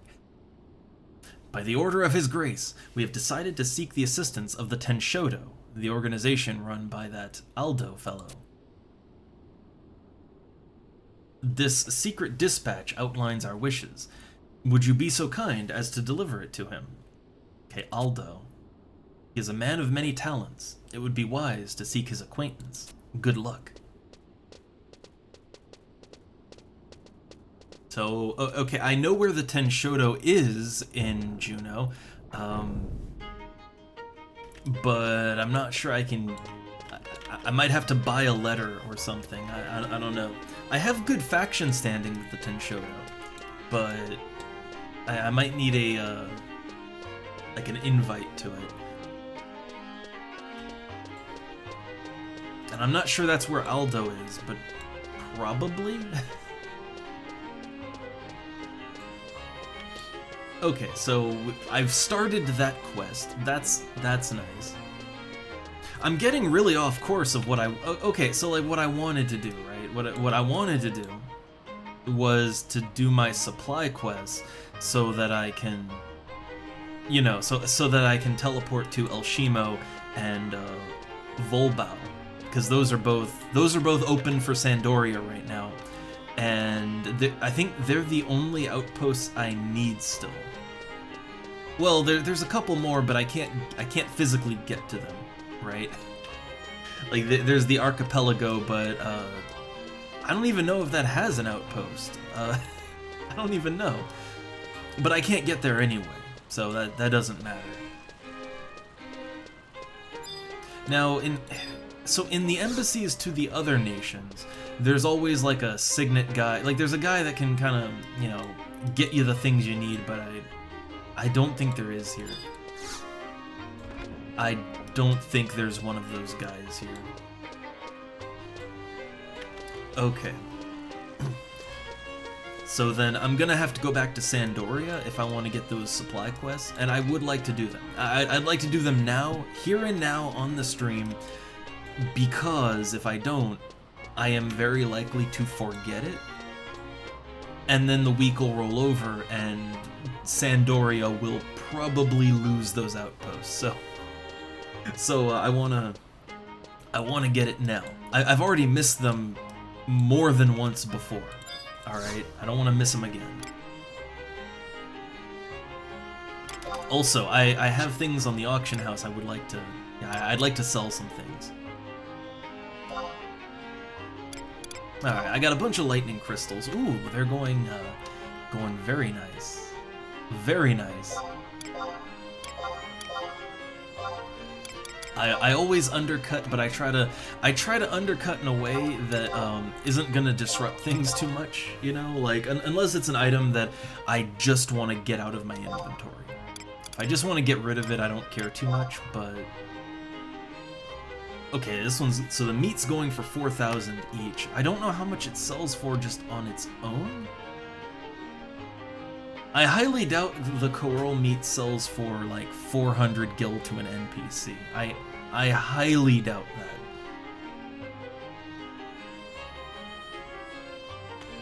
So I don't know, 3,820. Probably people will still buy it at 4,000 if I had to guess, right?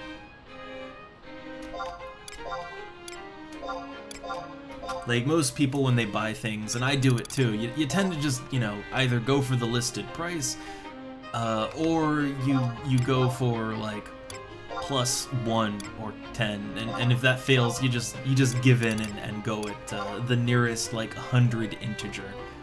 Which, okay, this might drop it to 3,900, I guess, but that's okay. That's fine. I don't have that much to sell, right? Okay, and the coral whiskers. So I took the time to get a stack of them. So a stack goes for 12,000. Individually, they sell for more individually. they actually sell for more individually, huh?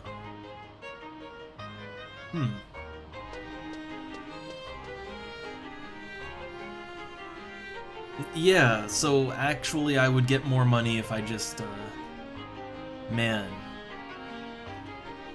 Well, that's not a great feeling. So the price seems to bounce between 1,200 and 1,300. I'll go for 1,130 on the individual ones. But the stack, yeah, I guess I'll sell the stack for roughly the current going price, right? Roughly. Okay, and the coral hide. Ooh, okay, the coral hide is actually worth something. That was... okay. That was a good one to save up on. Now, it seems to go between 20,000 and 23k. Now, see, this one's a little unclear, right? So, okay, the price is bouncing between 20,000 and 23,000. So to me, that says that the price, I don't know, like, if I put mine up at 20k, well, it would sell at 20k, but I could get more than that, right? But I might not, too. Like, this is one where, like, I'm tempted to go with 19,900 and, you know, and then you'd probably only get 20k, definitely. I don't know, let's go at 20,000 and 20,020.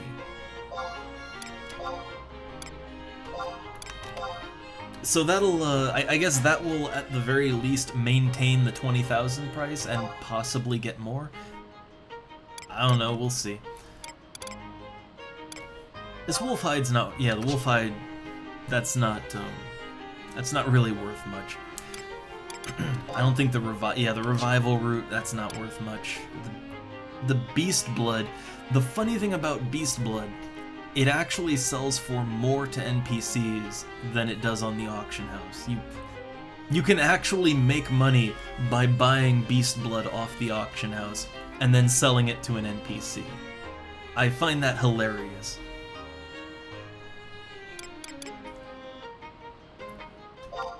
Okay, so let's just get rid of the other, yeah. So I mean, 1,200 seems to be the standard, so I'll sell for 1,130. That will probably maintain the standard. But I like my items to sell, so...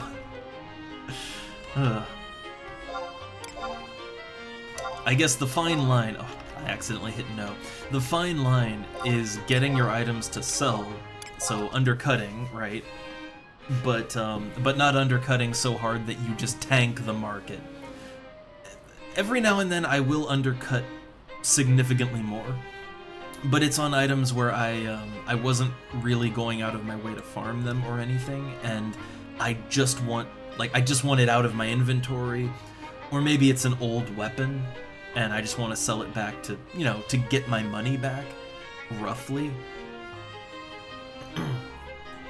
So for things like that, I don't care overly much, but if I'm actually, like, actively farming for something, I try not to tank the market. That's not a very good move.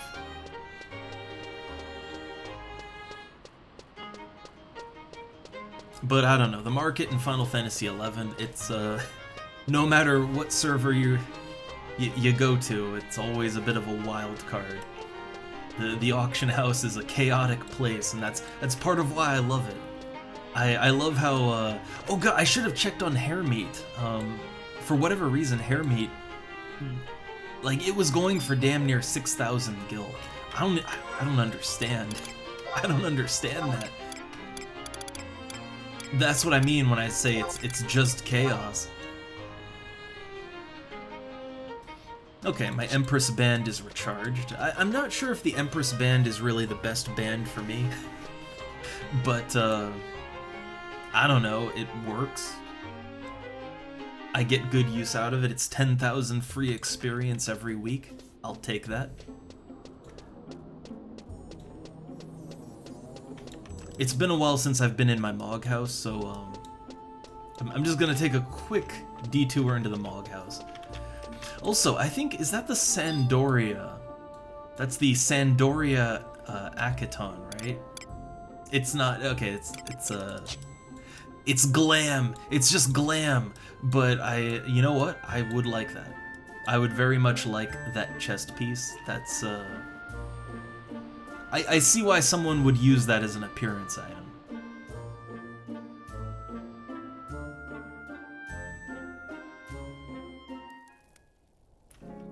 Okay. Back in the Mog house.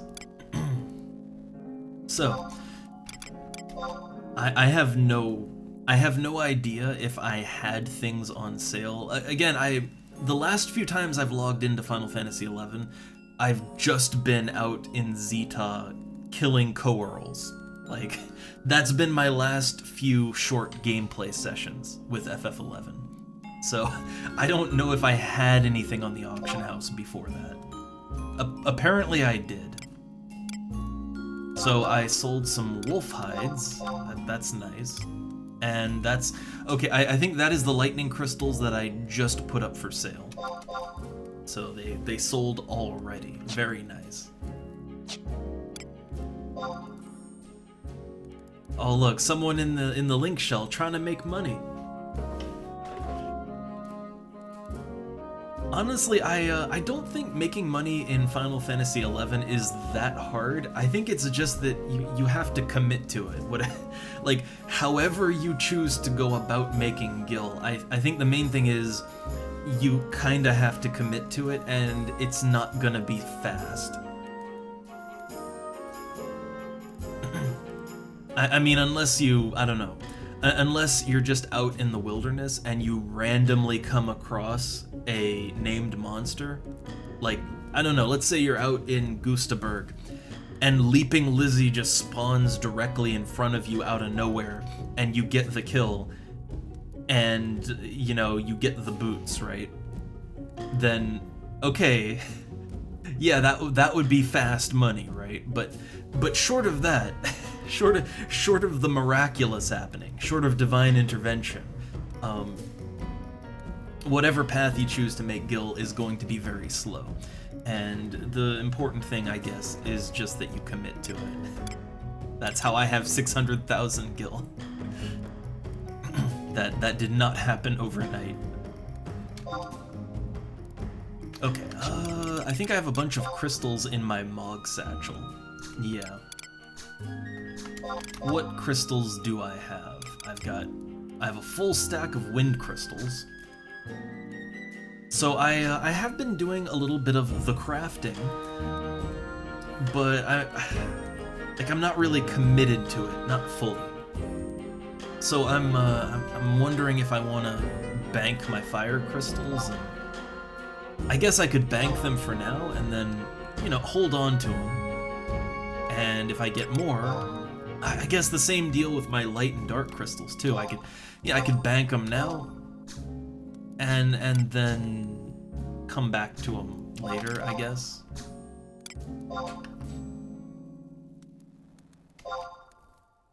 I think the only crystal that's not really worth anything is the earth crystals, right? They're the one that's not really worth anything in particular. Oh god, my satchel. My Mog satchel is full. Well, that's a bit of a problem. I need that Mog satchel space, so... Okay. Let's pull the full stack of wind crystals out. Yeah, maybe that's the way to do it. Pull the full stack out, and then, okay, now... now you got 9 wind crystals in there. So you're keeping things moving. That works, I guess. Also, so I want to get some outposts, right? If I'm gonna go for outposts, then I don't need Thief as my secondary. I'm gonna need Red Mage as my secondary. Yeah, if I'm gonna go outpost hunting, then I want to be able to sneak and invis myself. Yeah, there we go. So this is my Red Mage build.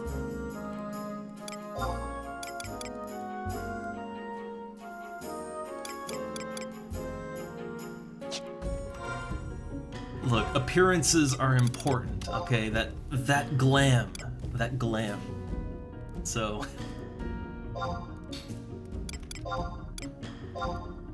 there we go. Style lock that in. I don't have much of a style yet, alright? But look, style's important all the same.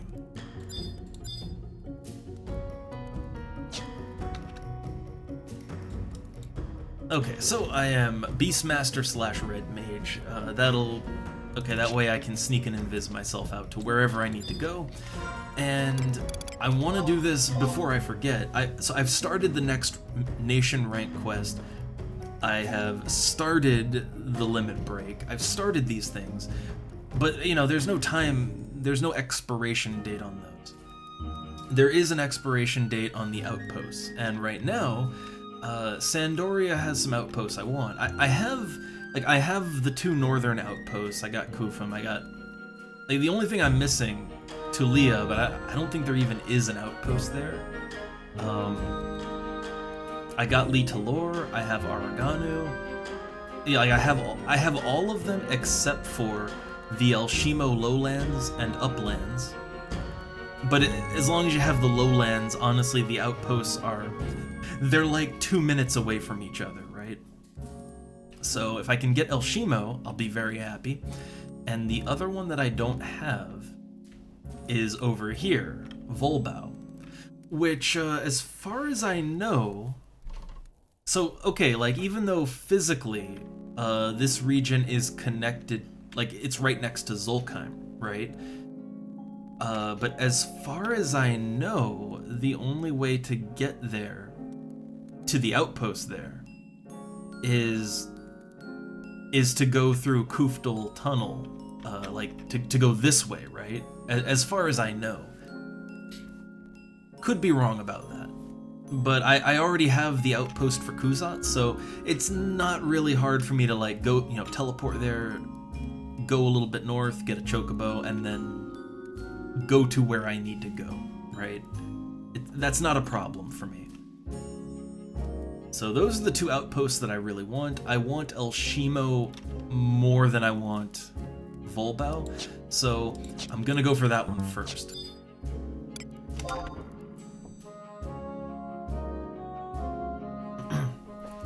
Which I know, maybe not the best use of our stream time, but I don't know how long I have today. Because there are some things we need to do today. Like there's some things that me and the wife need to do today, and it's kind of just waiting for her to come back around, and then we do that. So I don't know how long I have, so I'd rather not commit to like a big quest or something like that, because it probably will get interrupted. It's why I'm not asking someone to help me with my limit break right now, because I may have to go. So, you know, I don't want to leave anyone hanging like that.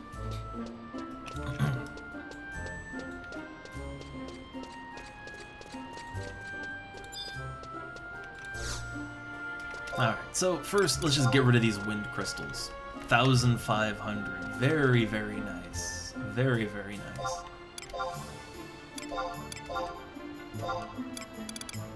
Okay, so I still have the earth crystals, some wolf hides. I mean, how much do they sell for? Over 300? That's not bad. Not bad at all. But I guess the question is it worth my time to put them on the auction house? Like, it might take a little while for them to sell, right? It could take a while for them to sell, and that would be using up slots on my auction. Does the infirmary here, does that have a shop? It does. So, okay, I want to get rid of the earth crystals. Get rid of the beast blood. Revival root. The things that don't really sell that well, and yeah, it doesn't matter. So the wolf hide, I can sell it on the auction for probably like 350-ish, something like that. 350 to 400. But I could just sell it to an NPC for 141. I mean, I wasn't farming for these, I just got them kind of consequentially, so I don't really look at it as a loss, and taking up 6 slots on my auction, because I don't think these would sell very fast. So, yeah, I'd rather just sell it to an NPC. It gets it out of my inventory. We can move on, right?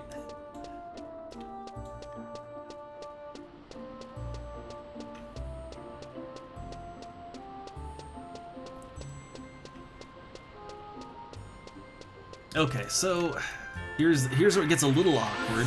I have to... So if I want to get supply quests, I need to go back to Sandoria. Now, easiest way to do that is to teleport there. but I want to go to a place we control, like Durfland. Durfland's a good option. So, okay, let's see. So teleport to... Wow, it's deep in there. Durfland.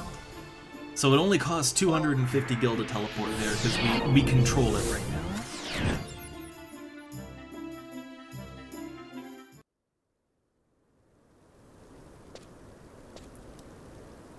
Okay, so now we're here, and that's great. But... So once at Durfland, then we take the option to teleport back home. And that costs 250 gil, which is... So, okay, so in total, in order to just fast travel from Juno to Sandoria, 500 gil. Like, 500 gil is nothing.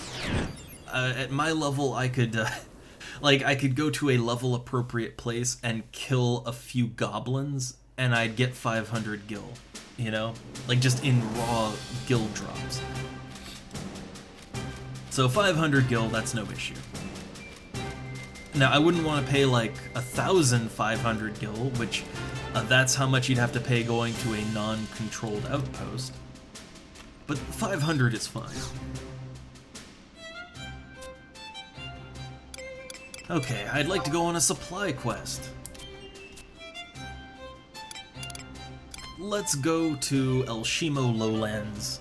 Let's do that one first, because it's the easy one. El Shimo Lowlands is the easy... It's the easy quest to do. Now, the only question here is how I'm gonna get back to Juno, and there's a couple ways I can do that.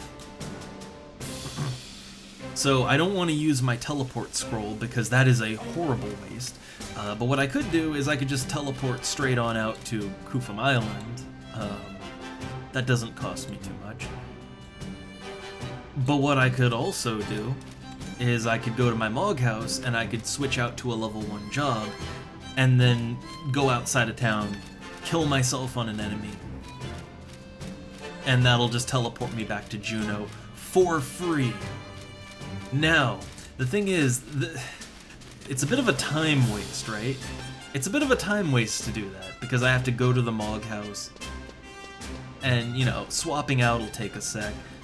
It's a little bit of a time waster, but it is a gil saver. It's a big gil saver. I guess not really a big gil saver, but I don't know. I mean, if I teleported to Kufum Island, right? Let's say I teleported to Kufum. I would still have to walk... I'd have to physically walk through the zone to get to Juno. So, I mean, you know, it's gonna... I guess, you know, it's gonna be time wasted no matter how I do this, right? But I think switching out to a level 1 job and death teleporting back to Juno, honestly, that's probably gonna be faster than teleporting to Kufum and then walking through the entirety of the zone to get back to Juno. Both are acceptable options. I've done both, but I think in this instance, if I'm going purely for time, I think this is the faster option.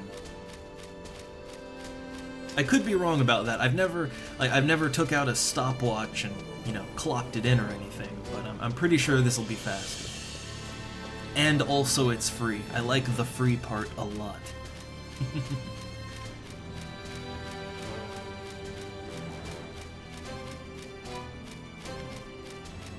See, whenever you add in the little bonus of being free, that gets my attention.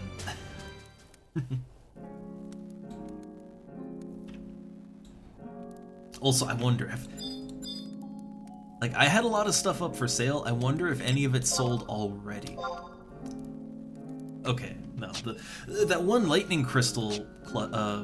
stack of lightning crystals, that sold pretty quick, but I think that was the only thing. Okay, so let's swap out to a level 1 job.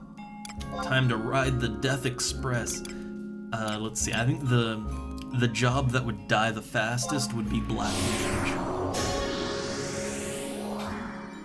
I think Black Mage will die real good. Shouldn't be much effort to get it killed. And then I'm trying to think, is there a... So I think Southern Sandoria. There's Pugils right next to the exit to Southern Sandoria. Those are a little higher level than the rabbits and stuff, so it'll be easier to kill myself on them. Man, I'm really gonna miss when I don't have any level 1 jobs anymore. I guess I should always keep one job at level 1, or at the very least at a very low level. Like, it doesn't have to be level 1, it could be, I don't know, level 10, right? But I think I should always have a low-level job, or a job that maybe I just use for seal farming or whatever, and, you know, I never level it up more than a certain amount. That way I always have a job that I can take the Death Express with. Although, okay. I just thought about it, and actually, there's a workaround to this. So, I mean, the whole idea is that you basically just warp back to your home point, right? Which is in Juno. So what do Black Mages get at, I think, level... It's either 17 or 18? Yeah, they get Warp. So actually, if I leveled up Black Mage a little bit, I could just warp myself, right? See,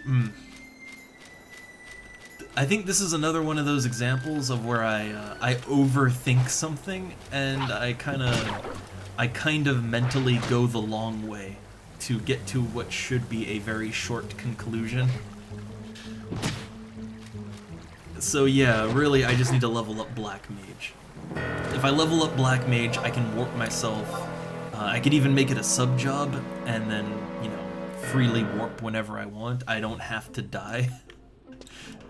You know, that actually makes a...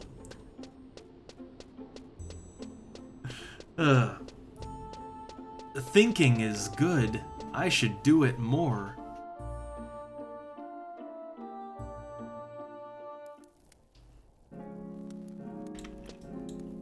Thinking am good for me. Oh wait, what am I thinking actually? Speaking of thinking, I mean, all we're doing is going to El Shimo, right? Like we're just going to El Shimo. So if we're just going to El Shimo, it's a boat ride. It's just a boat ride. So what I could do is just stay as a Black Mage, right? Just stay as a level 1 Black Mage. Maybe put on some. I have my fishing gear, so you know, so that I'm just not running around naked. I could put my fishing gear on. And hey, if I ever level up Black Mage again, well, this would be the gear that I wear, I guess. Because hey, level 1 fishing gear is it's still armor. It's still level 1 armor, so it's good for that.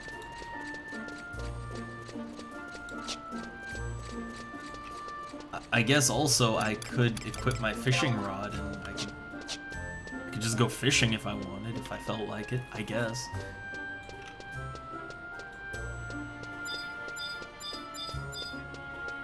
Okay, I think this goes to El Shimo, and yeah, I'll just take the boat, go to El Shimo. Good times. If I have to wait for the boat, I guess I could fish with my my Halcyon rod, and I think the sinking minnow might be able to catch something. I don't know. Didn't really think this through. Didn't really think it all through so good.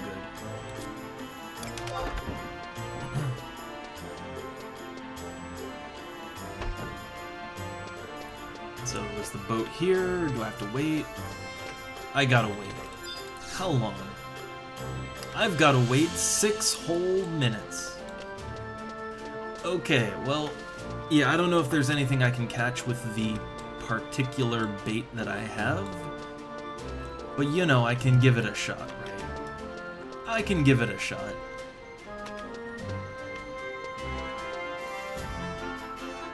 Or can I? You cannot fish here. Maybe I have to go here? Yeah, that works. Okay.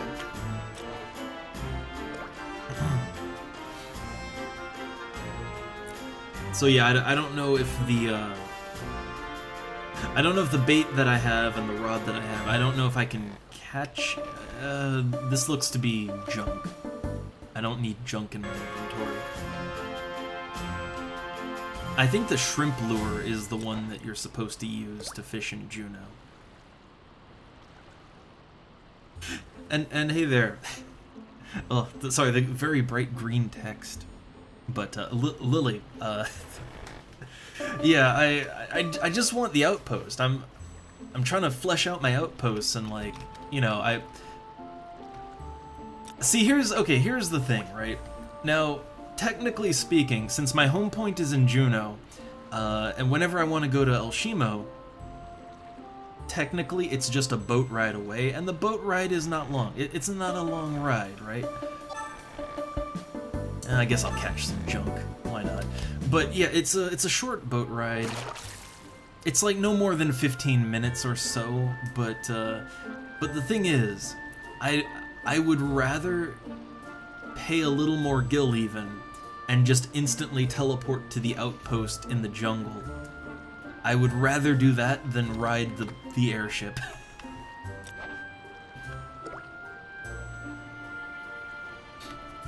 Oh, you gotta do them outposts. They're great. Outposts are great. It's kind of funny. I normally hate fast travel in my MMOs. I normally find fast travel is the devil, but I don't know. I never really minded fast travel in this game. I think because you do kind of have to earn it. You know, your nation has to own the territory, and then you have to physically get to the outpost. So it kind of feels like you earned it when you get it, and it still costs a lot of money too.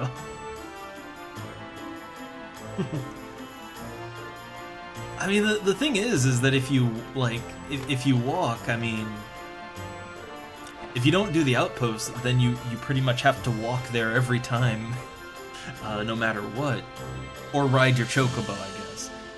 But you get the outpost, and I mean, then you know you can just teleport out there whenever you want, right? So it's saving walking in the long run. And hey there, Vexus. I like how we had this whole discussion earlier, but I like how there's two people actively chatting right now, and Twitch just says there's no one here. I love Twitch.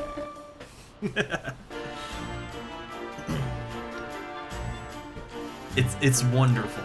Also, I like how that guy over there is just called Alchemy. He just is his trade craft. I love that. Also, it's getting crowded over here. And lots of people want to go out to Elshimo.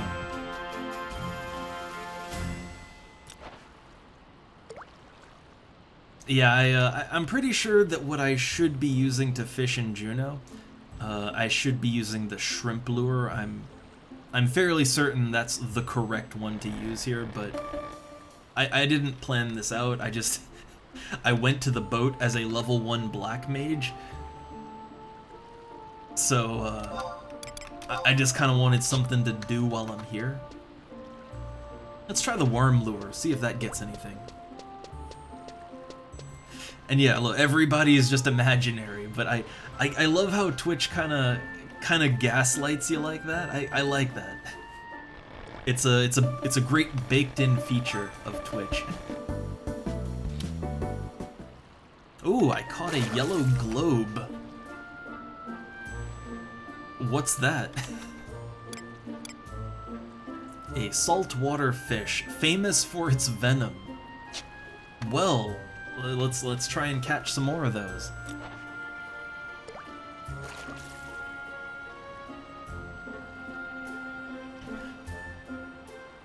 I guess really my goal here is as simple as I had to pay 200 gil to get on this boat, so if I can catch 200 gil worth of fish, then I'll be happy, right? I will have paid for my ticket.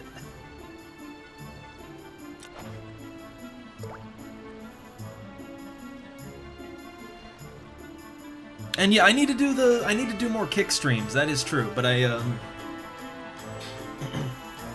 don't know. I felt a little off lately. The weather. I think it's the weather has just gone. It's gone a little crazy.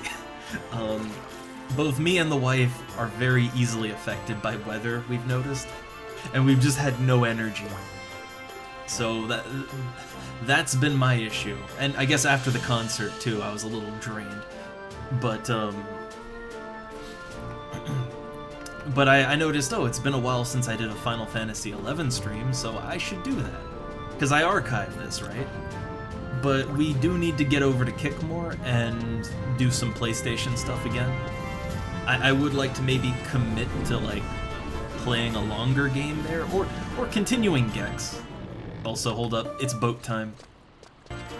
I'm just gonna get on the boat, because I would rather not accidentally miss it, you know?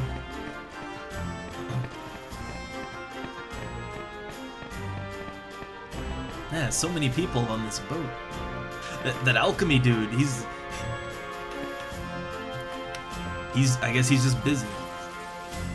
But yeah, when it comes to PlayStation 1, PlayStation 2, all that, I gotta think what I want to play exactly. Oh god, I'm sure you can hear it, but Silver. The cat has just come in, and he has come in meowing hard. He's very hungry. he's literally, he's just sitting in front of his food dish, staring at me, just non-stop meowing. So, okay, give me a second. Give me 1 sec. I'm gonna feed the cat real quick. I mean, not like I'm doing anything, right? So, quick BRB.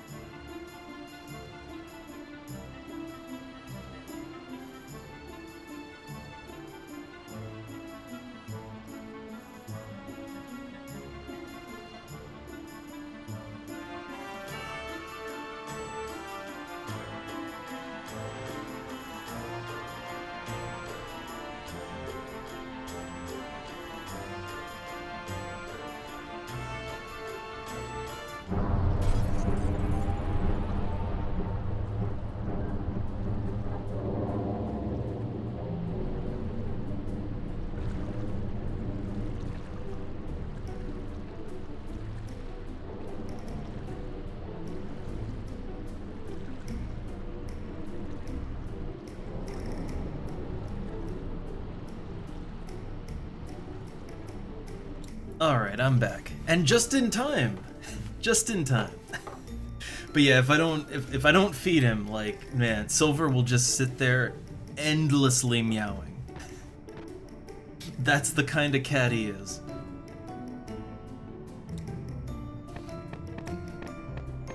Alright, let me get up deck here so there's more going on to look at while I discuss my PlayStation plans.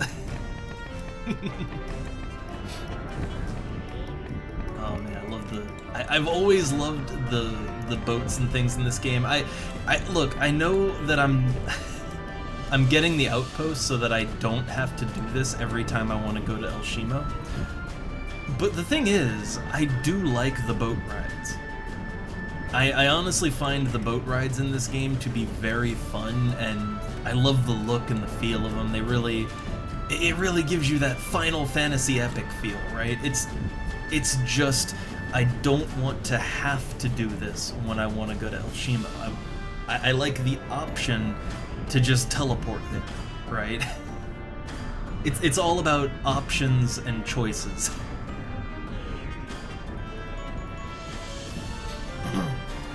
But anyway, yeah, when it comes to PlayStation stuff over on Kick, I was having fun with Gex too.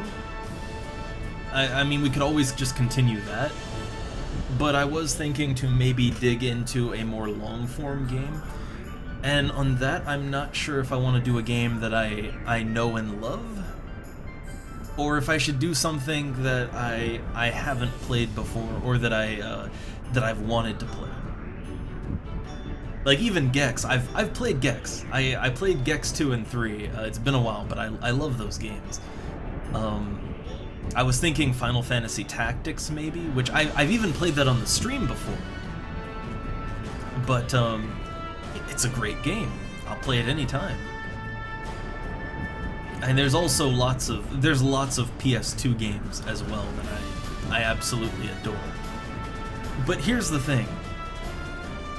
I guess the question, and I could maybe put the question in the Discord later too, but it's like, on one hand, I want to play games that I know and love, and now that I have these emulators working, I can do that easily and show it all for you. But I also think about games that I don't know, or that I don't know well, such as the big one was Legend of Legaia, which that's a game I only ever rented as a kid, and I thought it was really great. I really loved it.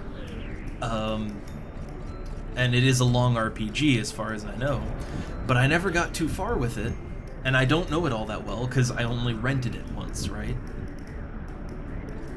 But I'd love to play that. The second Star Ocean, I actually own that one physically, but I only played a little bit of Star Ocean 2, and it wasn't quite clicking for me, and I don't know why. But I want to give it another chance because I love Star Ocean 3. Star Ocean 4 and 5 they're not bad, they're fine. They're fine. Star Ocean 3 is just a masterpiece, I think. And I actually really liked the first Star Ocean a lot. That was on Super Nintendo.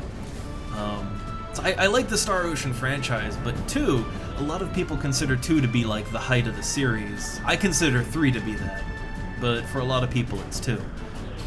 And I do feel like I should give it another chance, but I don't know.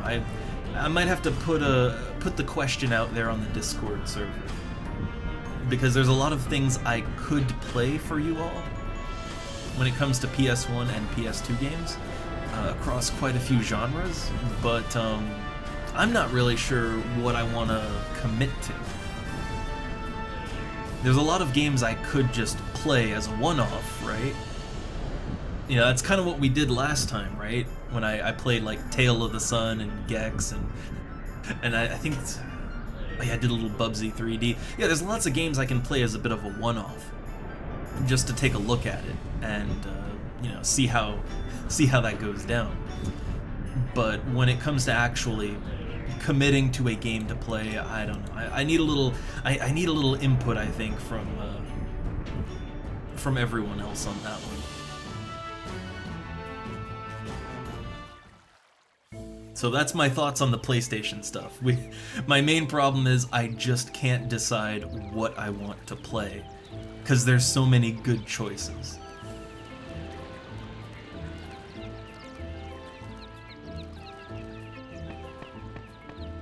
Alright, here we are. Back at El Shimo. It's actually been a little while since I've been out here. Okay, let me in. Yes, enter Kazam.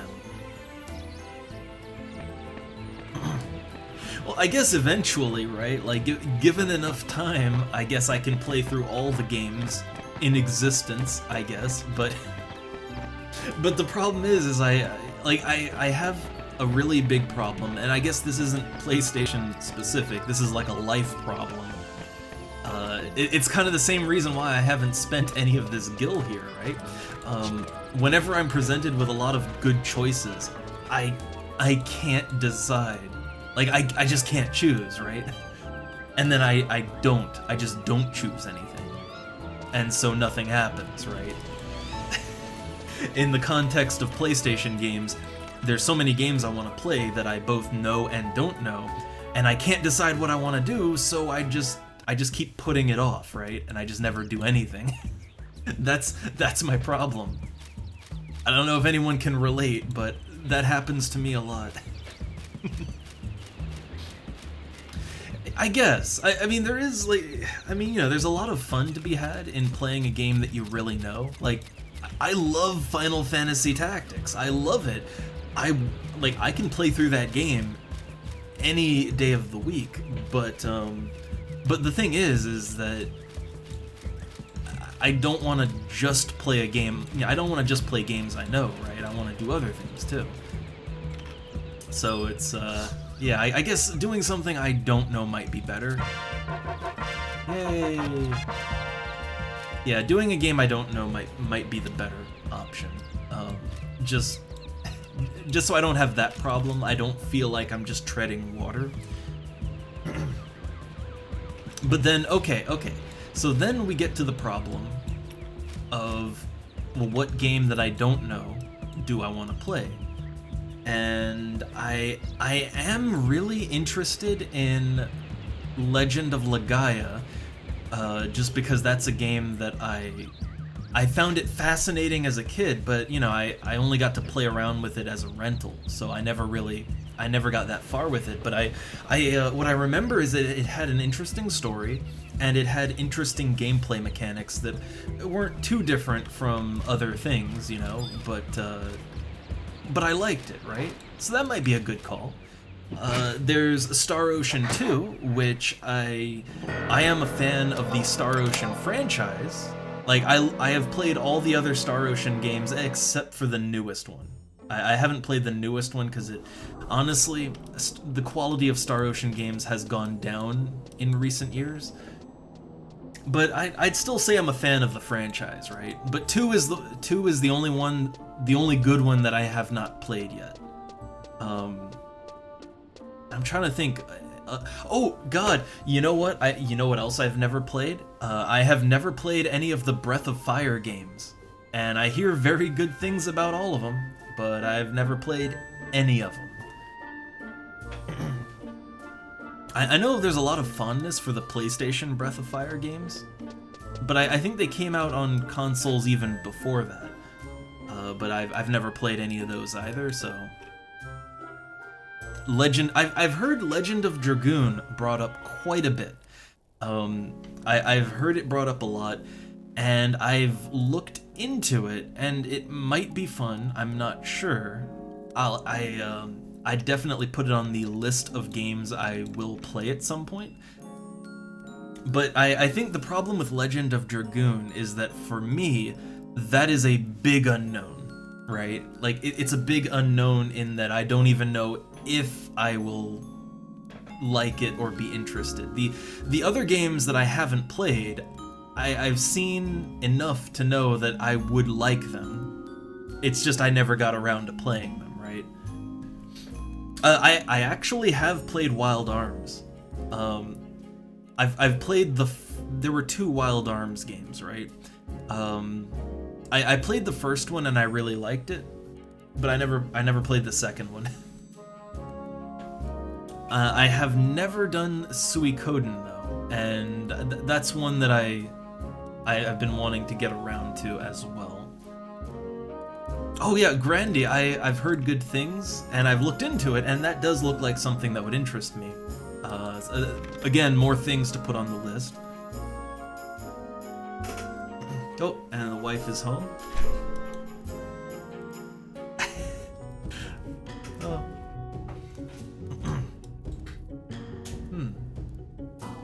Oh. I'm being meowed at. Alright, I guess the wife is hungry. Okay, so I guess, alright, see, this is why I didn't commit to anything too deep with this, because I figured this would happen. So, alright, then we'll wrap up here. But I guess for PlayStation game to play over on Kick sometime, I guess I'll ask everyone in Discord. I'll maybe see, like, if we can get a consensus on what would be good to play. Oh, a little just throw food at wife.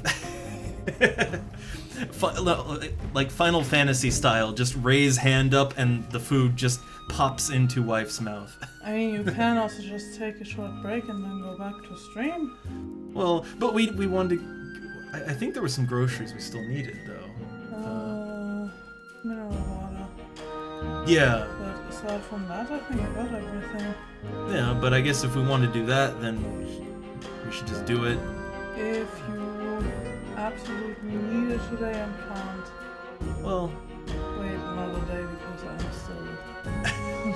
well, I was gonna say we could do the bottles. The weather has me completely wiped. All right, then I guess okay. Then, but I don't know. We'll see. Weather changes are evil. Yeah, we're both kind of feeling it. But so, I don't know. I guess we could do like just a little intermission. Although my experience is intermissions tend to lose everyone anyway. So it's a good enough time to wrap things up. But I will conclude my thoughts here.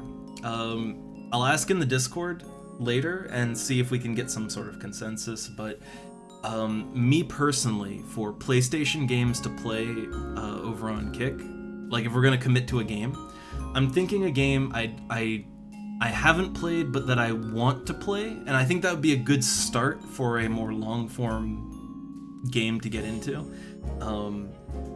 Again, I have a great fondness for the Star Ocean franchise, but 2 has eluded me. So either that or Legend of Legaia, or I could put... I will put it up to vote, I guess. So maybe maybe Legend, put Dragoon on there too. I don't know. I'll put it up for public opinion, though me personally, if my vote has weight, which I guess my vote is weighted on that one. I would lean towards a game that I have never played but that I want to, and I can think of a few games like that. I don't know how much people would be down for Star Ocean 2. I don't know how much I don't know how much people know about Star Ocean in general. I have played Star Ocean 1 and 3. I've played those games on the stream in the past. I completely played through them. I'm not sure if they're archived on my YouTube or not. They might not have been, but I have played through them in the past on the stream. But that's only 2 Star Ocean games.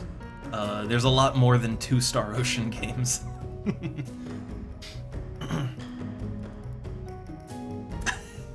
Oh, Lily, don't give the cats cheese. Cats are lactose intolerant. Which did you know? Cats are lactose intolerant.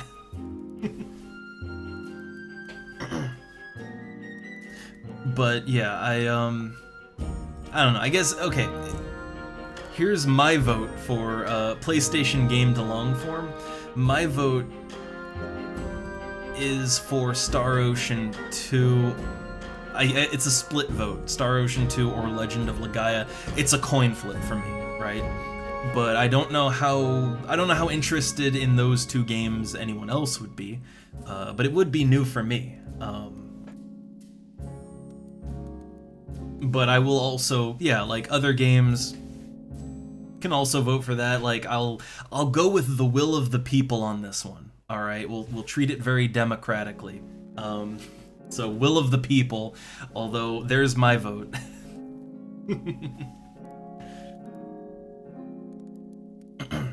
But all right.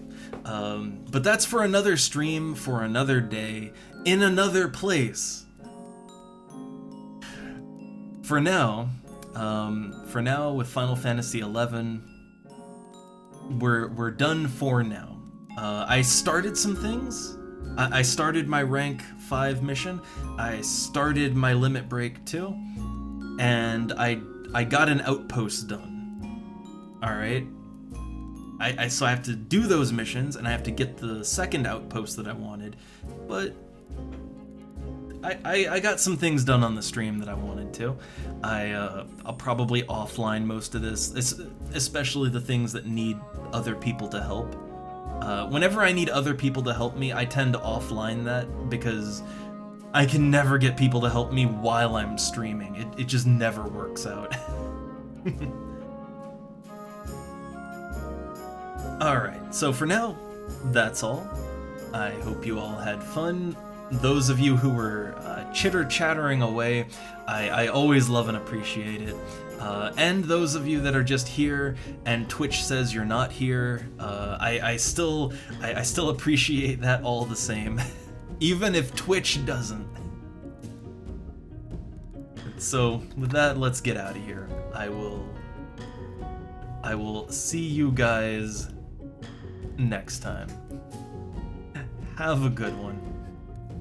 Oh god, and now another cat comes in meowing for food. Perfect timing. Alright, see you guys next time. Later.